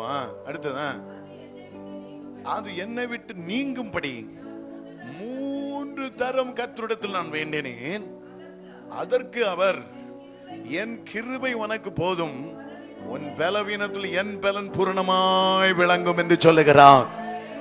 அப்போ உங்க பலவீனம் இருக்கிறத பார்க்காதீங்க, அவர் கூட இருப்பாரான்னு பாருங்க. அந்த பலவீனம் உங்களை மேற்கொள்ள முடியாது. அந்த பலவீனமே உங்களுக்கு வெற்றியா மாறும். இருங்க, அதுக்கு கீழே வாசித்து பாருங்க, அழகா இருக்கும். கீழே வாசித்து பாருங்க, தொடர்ந்து வாசிங்க. ஆகையால் கிறிஸ்துவின் வல்லமை என் மேல் தங்கும்படி. எப்படி? அப்ப எப்ப தங்குச்சா? அவருக்குள்ள அந்த பலவீனத்துல தேவிக பலன் பூரணமாய் தங்கி இருக்கிறதை உணர்கிறான். இப்ப நான் ஒண்ணு கேட்கிறேன், உங்க பலவீனத்துல கர்த்தர் இருக்கிறான்னா ஏன் நீங்க பயப்படுறீங்கன்னு? உங்க பிரச்சனையில கர்த்தர் இருக்கும்போது ஏன் பயப்படுறீங்க? பின்னானவைகளை மறந்து முன்னானவைகளை ஓட ட்ரை பண்ணுங்க. கர்த்தர் உங்களுக்கு முன்பாக போய் தடைகளை மாற்றுவார். அவர் கிருபை வெளிப்படும், அவர் தயவு வெளிப்படும், அவர் நாமம் உங்கள் மூலமாய் மகிமைப்படுவதாக. ஆமென். அல்லேலூயா. எத்தனை பேர் வெற்றி கோடி பிடிக்க போறோம்? நம்ம பலவீனம் இருக்கிறது மேட்டர் இல்ல, கர்த்தர் கூட இருக்கிறாரா.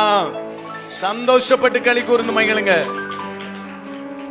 ஆமென். சொல்றாரு, இந்த பலவீனத்துல தேவனுடைய பலன் என்னிடத்தில் தங்கி இருக்குன்னு சொல்றாரு. ஆமென். சொல்லுங்க, எனக்குள்ள தெய்வீக பலன், எனக்குள்ள தெய்வீக பலன், எனக்குள்ள தெய்வீக சத்தம், எனக்குள்ள தெய்வீக வார்த்தை, எனக்குள்ள தெய்வீக சிட்டம், எனக்குள்ள தெய்வீக மகிமை, எனக்குள்ள இருந்து அவர் வெளிப்படுகிறபடினாலே ஸ்தோத்திரம். அந்த பலவீனம் தேவ நாம மகிமைக்காக. அது எதுல சொல்றார் அப்படின்னா, எந்த பலவீனமும் தேவ நாம மகிமைக்காக யோவான் 9வது அதிகாரத்தில் சொல்லப்பட்டிருக்கிறது. அல்லேலூயா. எந்த மனுஷனுடைய பலவீனமும் தேவ நாம மகிமைக்காக என்று சொல்லப்பட்டிருக்கிறது. ஒரு மனுஷன் பலவீனமா இருப்பானா என்றால், ஒரு மனுஷனால் செய்ய முடியாத ஒரு காரியம் உண்டோ என்றால், அது தேவன் செய்து முடிப்பதற்கு ஆண்டவர் உங்களிடத்தில் வருவதற்கு ஆசையாயிருக்கிறார். ஒருவன் கர்த்தர் இருதயத்தை தன்னை தாழ்த்தி ஒப்பு கொடுப்பானா, எந்த பெரிய உங்களால் மேற்கொள்ள முடியாத காரியமா இருந்தாலும் தேவன் உங்களுக்கு அந்த காரியத்தில் மேற்கொண்டு ஜெயத்தை கொடுப்பார். நீ தேவனை மகிமைப்படுத்தி அவரை துதிக்க கத்த தேவ பிள்ளைகளே, கர்த்தர் உங்களை அப்படிப்பட்ட ஒரு பிள்ளைகளாய் மாற்ற விரும்புகிறார். ஆமென். பழையவை கடந்தது, புதுசு வருதா உள்ள, உள்ள வந்து பழையவை கடந்தது புகுந்தது பரலோக குடிமகனா. பழையவை கடந்தது புதியவை புகுந்தது பரலோக குடிமகனா. மறுரூபமாகி மன்னோனன் இயேசு முகமுகமாய் காண்பே.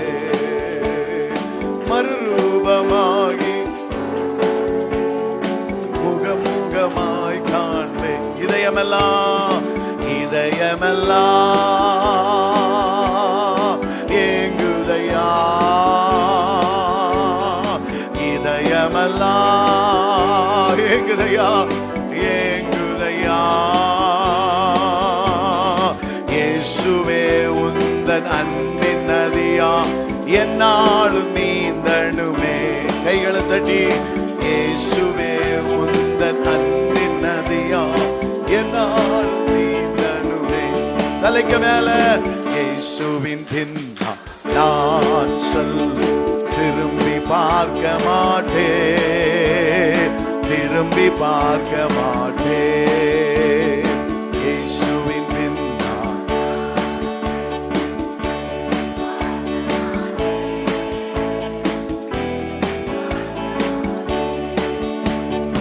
அகில உலகம் ஆண்டவர் இயேசு ஆட்சி செய்திடணும். செய்கப்பா,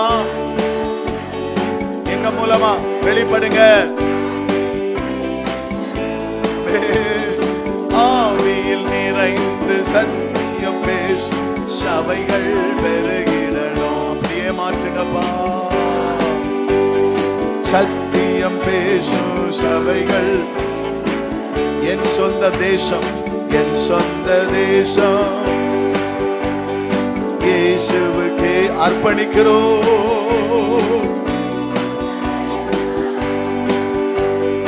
இயேசுவுக்கே,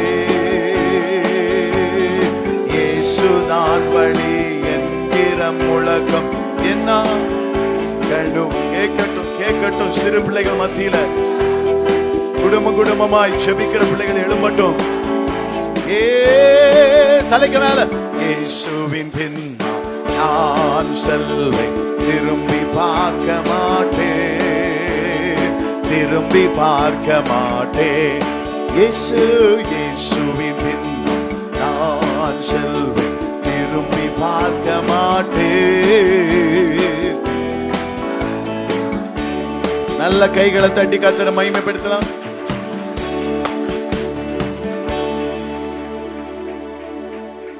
கடைசியா பார்க்க போறோம். பிலிப் 3வது அதிகாரம் 12வது வசனத்துல அவர் தெளிவாய் சொல்லுகிறார், என்னுடைய பலவீனம் அல்ல. யோபு கூட அந்த பலவீனத்தை பார்க்கல, தேவ சுத்தத்தை. அவராக சொன்ன வசந்த வாசிங்களா 3:12, நான் அடைந்தாயிற்று அல்லது முற்றிலும் தேறினவன் ஆனேன் என்று நான் சொல்லவே மாட்டேன். என் தேவன் என்னை எப்படி உருமாற்றி நிறுத்துகிறாரோ அது வரைக்கும் நான் அர்ப்பணிப்பேன். என் வாழ்நாள் முழுவதும் தேவன் என்னை அவர் சுத்தம் எனக்குள் பூரணமாகும்படி என்னை முழுவதும் நான் அர்ப்பணிக்கிறேன் என்று சொல்லுகிறார். என் பலவீனம் வந்து ஒரு பெரிய காரியம் அல்ல. என் தேவனுடைய சுத்தம் என்னில் விளங்கும்படி நான் ஒரு காரணமா இருக்க விரும்புகிறேன்.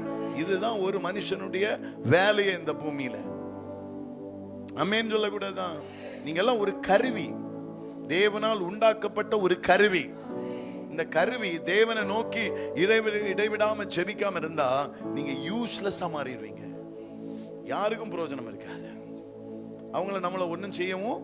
அதான் தேவனால் பலன் கொள்ளுகிற மனுஷன் உங்களை பலப்படுத்தி கொண்டே இருக்கணும். இல்ல பலப்படுத்துகிற இடத்தை விட்டு நீங்க விலக கூடாது. தேவ பிரசன்னத்தை இந்த இடத்துல இருக்கணும். அந்த பிரசன்னத்தை விட்டு விலக கூடாது. மோசே கர்த்தர் வெளியில போகும்போது யோசுவா உள்ளே இருந்தார் இருக்கு. தேவ பிரசன்னத்திலே உட்கார்ந்திருந்தார். ஆபிரகாம் தன் ஜெபம் பண்ணி முடித்த உடனே கர்த்தர் பேசிவிட்டு போன பிறகு அவர் ஸ்தானத்தில் நின்றார் என்று வேதத்தில் சொல்லப்பட்டிருக்கிறார். பிரசன்னத்தை விட்டு போக கூடாது. தேவன் தங்குற இடத்தை விட்டு நம்ம விலக கூடாது. அது நாடு இருக்கணுமா? ஆலய பிரகாரங்கள்ல அவர் தேடுவேன்னு சொல்றாரு சங்கீதக்காரன். அவருடைய வெற்றி ஆலயத்தில் இருக்கிற மகிமையை தேடினதுனால. என்னை எப்படி உருவாக்க நினைக்கிறேன், நான் தேறிட்டேன், நான் எல்லாத்துலயும் பெர்ஃபெக்ட்னு நம்ம சொல்லவே மாட்டோம். அவன் சொல்றான், என்னை உயர்த்தாதபடிக்கு நான் இல்ல, எனக்குள் கிறிஸ்து வெளிப்படும்படி நான் முற்றிலும் என்னை தாழ்த்தி அர்ப்பணிக்கிறேன். நம்ம அப்படி இருக்கிறோமா? யோசித்து பாருங்க, யோசித்து பாருங்க. சாத்தான் உங்களை வஞ்சிக்கிற ஜாக்கிரதையா இருங்கள். சாத்தான் வஞ்சித்துட்டு போயிருவான். இருதயத்துல உலக கவலையும் வசனத்தை நெருக்கி போட்டுருவான். வசனம் நமக்குள்ள பூரணமாகணும். அதுக்கு நம்ம எப்படியாவது காத்திருந்துதான் ஆகணும். தேவன் மீதி உள்ள காரியத்தெல்லாம் செய்திருவாரு. அவர் தீர்மானிச்சிட்டார் எங்க கொண்டு போகணும், எங்க உங்களை மேன்மைப்படுத்தி வைக்கணும். கர்த்தர் நிச்சயமா உங்களை ஆசீர்வதித்து வைப்பார். எத்தனை பேர் நம்புறீங்க? ஆசீர்வதிப்பாரா? தொடர்ந்து வாசிங்க. கிறிஸ்து இயேசுவினால் எதற்காக என்னை அவர் பிடிக்கப்பட்டனோ அதை பிடித்தும் கொள்ளும்படி ஆசையாய் தொடர்கிறேன். எத்தனை பேர் அதுக்கு ஆசையா ஓடுறிய? என்ன எதுக்காண்டவரே பிடிச்சிங்க? அது எனக்கு வெளிப்படுத்துறது வரைக்கும் நான் விட மாட்டேன்ப்பா. ஏதோ எனக்கு திருப்தி, எனக்குடைய காரியம் எல்லாம் திருப்தியா நடக்கிறதுக்காக நான் இனி என்ன உங்களை விட்டுட்டுலாம் போக முடியாது. என் வாழ்க்கையெல்லாம் நிறைவேறிட்டு எல்லாமே என் தேவைகள் சந்திக்கப்பட்டதற்காக நான் திருப்தி அடைஞ்சிட்டு போக மாட்டேன். நீர் எதற்காக பிடிக்கப்பட்டீர் என்று நான் அறியும்படி விடவே மாட்டேன். யாக்கோபு கெஞ்சுறாரு பிடிச்சு வச்சுட்டு, என்னை நீர் ஆசீர்வதிக்காவிட்டால் நான் விடவே மாட்டேன். ஆண்டவர் என்னை எதற்காக தெரிந்து கொண்டீரோ அதற்காக என்னை ஆசீர்வதித்து விட்டு போ. என் கண்கள்ல தேவன் வெளிப்பட்டீர் என்றால் காரணம் இல்லாமல் வெளிப்பட மாட்டார். உங்களுக்கு தெரியுமா? வழி நடுவுல போலதான் காணப்படுவார். அப்புறம் போகிறவர் என்று காணப்பட்டாலும் இயேசு அப்புறம் போகிறவர் என்று மீது நோக்கமாய் உள்ளார். அறிவா அப்புறம் போகிறவர் போல காண. அப்படிதான். ஒண்ணு தெரியுமா? ஆண்டவர் அப்புறம் போற போல அப்படி சும்மா ஷோ காட்டுவார். நம்ம தான் அவர் காலை போய் பிடிக்கணும்.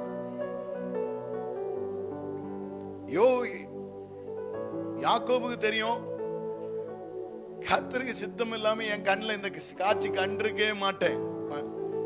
தேவனுக்கு சித்தம் இல்லாம நாம இங்க வந்து இருக்க மாட்டோம், இந்த சத்தத்தை கேட்க மாட்டோம்.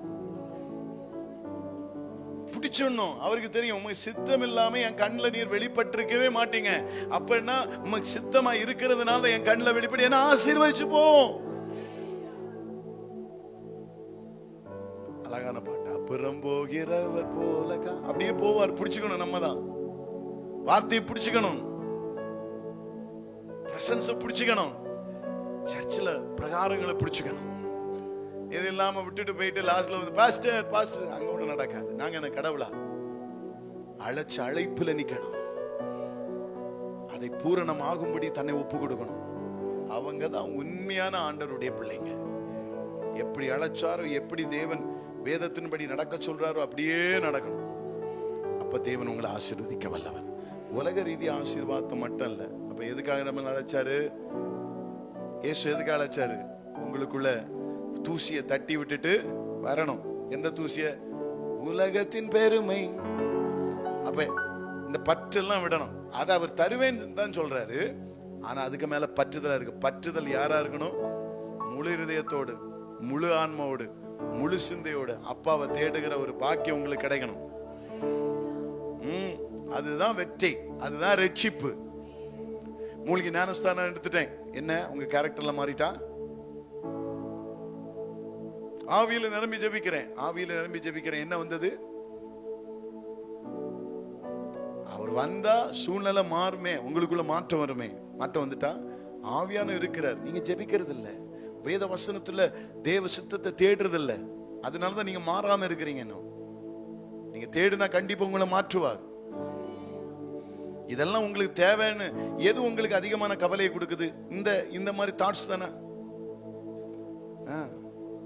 உலகத்தின் பெருமை, அதுதானே உனக்கு கஷ்டப்படுத்துது. போட்டு ஒண்ணும் தராமலா இருக்காரு ஆண்டவர். ஐயா அம்மா தந்திருக்காரா? பைக்கு தந்திருக்காரா? வீடு தந்திருக்காரா? சாப்பிட உணவு இருக்கா? இதுக்கு மேல உங்களுக்கு என்ன வேணும்? ஆனா ஒண்ணு இருக்கு, உங்களுக்குள்ள அந்த கள்ளம் வந்து இருக்கான், உலகத்தின் பெருமை. அதான் ஒன்ன போட்டு குத்திட்டு இருக்கு. சாத்தான் குத்துற, கொட்டுகிற தூதன் போல. ஹலோ, பாக்குறீர்களா? ஆனா நம்ம சொல்லுவோம், நாங்க ஆவிக்குரிய கூட்டத்துக்கு போனேன். விட்டியா? பெருமை விட்டாச்சா? உலகத்தின் பெருமை, சித்து, செல்வத்தின் பற்று எல்லாம் உதறிவிட்டு. அவர் உதறிட்டு பாடினாரு, நீங்க உதறிட்டு பாடுறீங்களா? போச்சா? என்ன எல்லாரும் என்ன ஒரு மாதிரி பாக்குறிய? ஹலோ, போச்சா இருக்கா? எல்லாரும் எங்க பாக்க, கொஞ்சம் பேர் மட்டும் தான் என் முகத்தை பாக்குறாங்க. ஹல்லேலூயா. அந்த பற்றெல்லாம் போயிட்டா இயேசுதான் பற்றா மாறிடுவார். அப்புறம் அவருக்காக தான் ஏதாவது செய்யணும் தோணும். அவங்க தான் கொடுக்கவும் செய்வாங்க, தசமபாகம் கொடுப்பாங்க. தேவனுக்கென்று வாழுகிற பிள்ளைங்க ஏதாவது ஒண்ணு நல்லா கத்தர் இந்த சர்ச்சை ஆண்டவருக்காக பயன்படுதுன்னா, இந்த சர்ச்சை கத்தர் விதைக்குதான் என்ன ஆண்டவர் ராஜ்யம் கட்டப்படுமே, அந்த பாரம் உள்ள வந்துடும். எல்லாரும் முழங்கால் போடுமா? அப்போ எதை தேடி ஓடணும்? கடைசி அந்த வசனத்தை வாசிங்க. பவுல் எதற்காக என்னை பிடிக்கப்பட்டாரோ அதே. சங்கீதம் 80 ஆசையா தொடுகிறேன். ஏன்? நான் கர்த்தரால் பலம் படுகிறேன். 84:5 சொல்லுது இல்ல? உம்மால் பலன் கொள்ளுகிற மனுஷன் பாக்கியம், உம்ம வழிகளை அறிகிற பிள்ளைகள் பாக்கியம். எப்பொழுதும் உம்மை துதித்துக் கொண்டிருப்பார்கள். உண்மையிலே பலன் கொள்ளுகிற மனுஷன் பாக்கியம். இதுதான் ஐயா பாக்கியம். உங்களுக்கு பெரிய வீடை கட்டிட்டேன் அதெல்லாம் இல்ல. பாக்கியம் என்ன? எது பாக்கியம்? அவரால் பலன் கொள்ளுகிற பிள்ளைகள். பலன் வந்தா என்ன ஆகும்? உங்களுக்குள்ள இந்த உலக கவலை வரவே வராது. எல்லாம் தேவன் பார்த்துக் கொள்வார் உள்ள தைரியம் தான் வரும். கடைசியா சொந்த பிள்ளைய கேட்ட பிறகு கூட அந்த நேரத்துல ஆபிரகாமுடைய விசுவாசத்தை பாருங்க. அவர் கேட்டாரு, இனி மேல போய் என்ன செய்யணும் எனக்கு தெரியாது, கொண்டு வர சொன்னேன், பிள்ளைய கொண்டு வந்துட்டேன். மலையில யார சொன்னேன், யார பிள்ளை கேக்குது, ஆடு எங்கன்னு கேக்குது. எனக்கு எங்க தெரியும் மக்களே, இனி மேல போன பிறகுதான் தெரியும். எல்லாம் அவரு பார்த்து கொள்வார். இந்த மனப்போக்குவம் யாருன்னைக்கு கர்த்தர் உங்களுக்குள்ள ஸ்ட்ராங்கா வருதோ, அன்னைக்கு நீங்க உலகத்தின் காரியத்தை குறித்து கவலைப்பட மாட்டீங்க, தேவனுடைய காரியத்தை குறித்து கவலைப்படுவீங்க. ஹல்லேலூயா. அப்படியானா உங்க வாழ்க்கையில ஒரு நன்மையும் குறைபடாதையா, எல்லாவற்றையும் நன்மை கர்த்தர் வச்சுட்டாரு. நீ கவலைப்படாம ஓட வேண்டியதுதான் பொறுப்பு. மனுஷ சத்தத்தை கேட்கறத குறைங்க, தேவ சத்தத்தை கேளுங்க, தேவ சமூகத்தில் இருங்க. கர்த்தர் நிச்சயமா எதற்காக பிடிக்கப்பட்டீங்களோ அந்த காரியத்தை கர்த்தர் உங்கள் மூலமாய் நிறைவேற்றுவார். God bless you. பக்கத்துல சொல்லுங்க, கர்த்தர் நீங்க ஆசீர்வாதமா தான் இருப்பீங்க சிஸ்டர், சந்தேகமே இல்ல. என்னன்னு தெரியுமா? முன்னோக்கி ஓட முடியாம போன காரியம் இந்த கவலை தான், சிந்தையில உண்டான கவலை தான். அதை விடுங்க, மீதி எல்லா காரியத்தையும் முன்னோக்கி ஓடுகிற பாதை உண்டாகும். ஹல்லேலூயா. பாடலாமா? முழங்கால் போடுங்க, சோத்ரம். ஹல்லேலூயா. சேர்ந்து பாடுவோமா? எத்தனை பேர் இனி இயேசுக்கு பின்னால போறியா? இயேசு பின்னால போனா என்ன வரும்? கவலை போயிரும், நன்மை வரும். சொல்லுங்க. இந்த கவலை தான் நமக்கு வழிய தெரியாம ரொம்ப டார்ச்சர் பண்ணிட்டு இருக்கான் ரொம்ப நாளாவே, இல்லையா? ஒரே கவலை. நான் போக வேண்டிய வழியில போவிடு, பொல்லா சாத்தின அப்படின்னு சொல்லிட்டு புடிச்சு தள்ளி விட்டுட்டு, மலையா இருந்தாலும் காடானாலும் மேடானாலும் நான் கர்த்தர் நம்பி மேலே ஏறி போவேன்.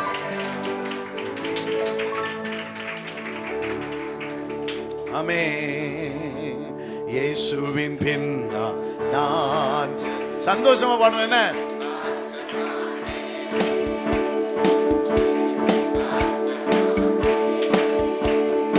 இயேசுவின் பின்னா நான் செல்வேன், திரும்பி பார்க்க மாட்டேன், திரும்பி பார்க்க மாட்டேன்.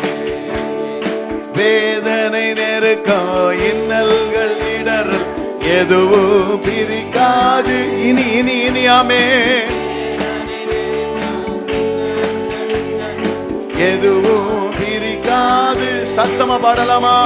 வெற்றி வேந்தன் இயேசுவின் அன்பால் முற்றிலும் ஜெயம் பெறுவே. வெற்றி வேந்தனின் இயேசுவின் அன்பால் முற்றிலும் ஜெயம் பெறுவே. சத்தமா? நிகழ்கின்ற காலமோ வருகின்ற காலமோ, நல்ல கைகளை தட்டி, வருகின்ற காலமோ வாழ்வோ சாவோ வல்ல தூதரோ பிரிக்கவே முடியாது. வாழ்வோ சாவோ வல்ல தூதரோ பிரிக்கவே முடியாது. இயேசுவின் பின்னா நான் செல்வேன், திரும்பி பார்க்க மாட்டேன், திரும்பி பார்க்க மாட்டேன். சேர்ந்து பாடுவோம். இயேசுவின் பின்னா நான் செல்வேன், திரும்பி பார்க்க மாட்டேன், திரும்பி பார்க்க. உலகத்தின் பெருமை, உலகத்தின் பெருமை, செல்வத்தின் பற்று எல்லாம் உதறிவிட்டேன். இதெல்லாம் உங்களுக்கு தருவார்.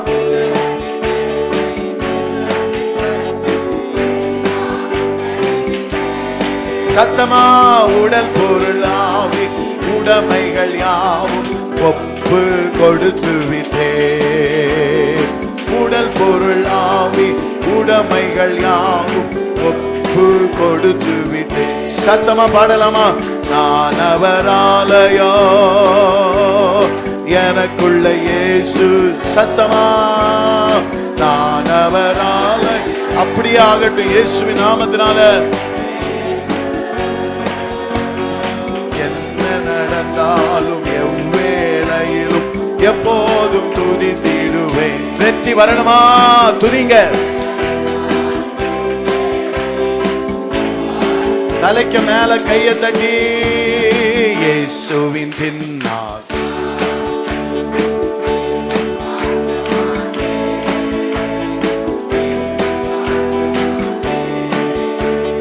இயேசுவின் பின்னால் செல்வேன், திரும்பி பார்க்க மாட்டேன், திரும்பி பார்க்க மாட்டேன்.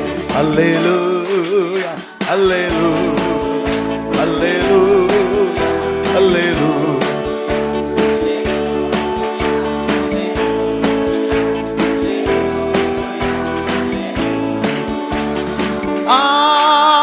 அல்லேலூயா. ஆமென். இந்த கரம் ஒவ்வொரு பிள்ளைகள் மேல அமரட்டும் ஆண்டவரே. உம்முடைய அதிசயங்களை, அதிசயமான கிருபையை காண பண்ணுவீராக, விளங்க பண்ணுவீராக. அல்லேலூயா ஆமென். அல்லேலூயா அல்லேலூயா. விடுதலை விடுதலை இயேசுவின் நாமத்தினாலே. இயேசுவின் பின்னால் நான் இனி அவரே பார்த்து நடப்பேன். அவர் அடிச்சுடுகளை பற்றி பிடிப்பேன். அவருடைய வசனத்தை நான் பிரியப்படுவேன். அல்லேலூயா. இயேசுவின் பின்னால்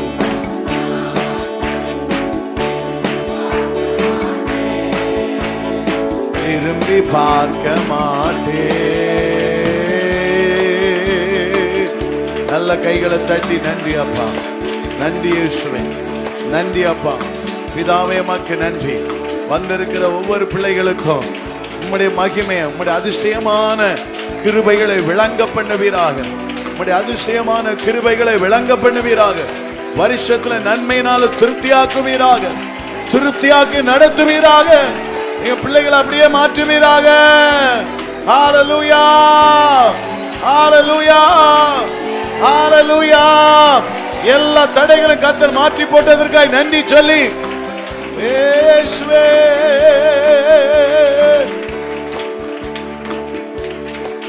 ஆண்டவரே உமக்கு நன்றி. ஆண்டவரே அதிசயமான கிருபைகளை விளங்க பண்ணுவார். கவலை விடுங்க, கவலை விடுங்க. உலக குழப்பத்தை, இந்த குழப்பத்தை விடுங்க. கர்த்தர் ஏற்கனவே உங்களுக்காக எல்லா காரியத்தையும் ஒழுங்குபடுத்தி, சத்துருக்கு முன்பாக ஒரு பந்தி ஆயத்தப்படுத்தி, உன் தலை எண்ணெயால் அபிஷேகம் செய்வான். பாத்திரம் நிரம்பி வழி. ஜீவனால நன்மை கிருபை உங்களை தொடரும், உங்க பிள்ளைகளை தொடரும், உங்க துணைவனை தொடரும். ரட்சிப்பு கடந்து வரும், கிராமத்துல வரும், வீட்டுக்குள்ள வரும், பிள்ளைகளுக்குள்ள வரும். கர்த்தர் கர்த்தர் கர்த்தர் அதிசயமான கிருபைகளை விளங்க பண்ணுவீராக, விளங்க பண்ணுவீராக. போகையில நீ ஆசீர்வாதமாயிருப்பார், வருகையில நீ ஆசீர்வாதமாயிருப்பார். உன்னை மேன்மைப்படுத்தி உயர்த்தி வைப்பார். ஹல்லேலூயா. எப்பொழுது நீங்க கர்த்தருக்குள் சந்தோஷமாயிருங்க, உங்க காரியங்களை வாய்க்க பண்ணுவார். நீ கிருபை பெற்றவள், நீ கிருபை பெற்றவள். கைகளை தட்டி தேவாதி தேவன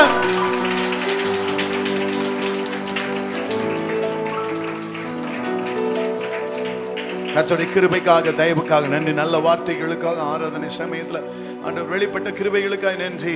எல்லாரையும் நீர் ஆசீர்வதித்திருக்கிறீர் ஆண்டவரே. அதிசயமான கிருபைகளை விளங்க செய்த கிருபைகளுக்காக நன்றி ஆண்டவரே. நீ கிருபை பெற்றவள் என்று சொன்ன பிறகு ஆண்டவரே, கிருபை ஒவ்வொரு பிள்ளைகளுக்குள்ளே விளங்க செய்வீராக.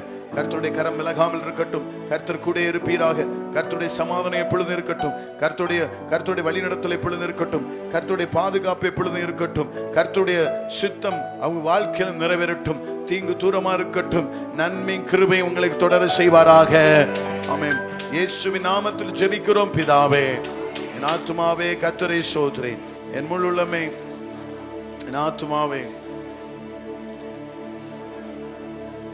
சகல கிருபையும், சகல ஞானமும், சகல வழி நடத்தலும், சகல நன்மையும் கிருபையும் கர்த்தர் உங்களை தொடர்ந்து, உங்களை, உங்கள் பிள்ளைகளும் குடும்பங்களையும் உங்களை எல்லாவற்றிலும் கூட இருப்பதாக. ஆமென். அல்லேலூயா, அல்லேலூயா. சத்தமா அல்லேலூயா சொல்லுங்க பாப்பா. சந்தோஷம். பக்கத்துல இருக்கிறவங்க சந்தோஷமா இருங்கன்னு சொல்லுங்க. அதே போல இந்த வெள்ளிக்கிழமை நம்ம ஸ்டீஃபன், இதுக்கு முன்னால ஸ்டீஃபன் பிரதர் வந்திருந்தாங்க.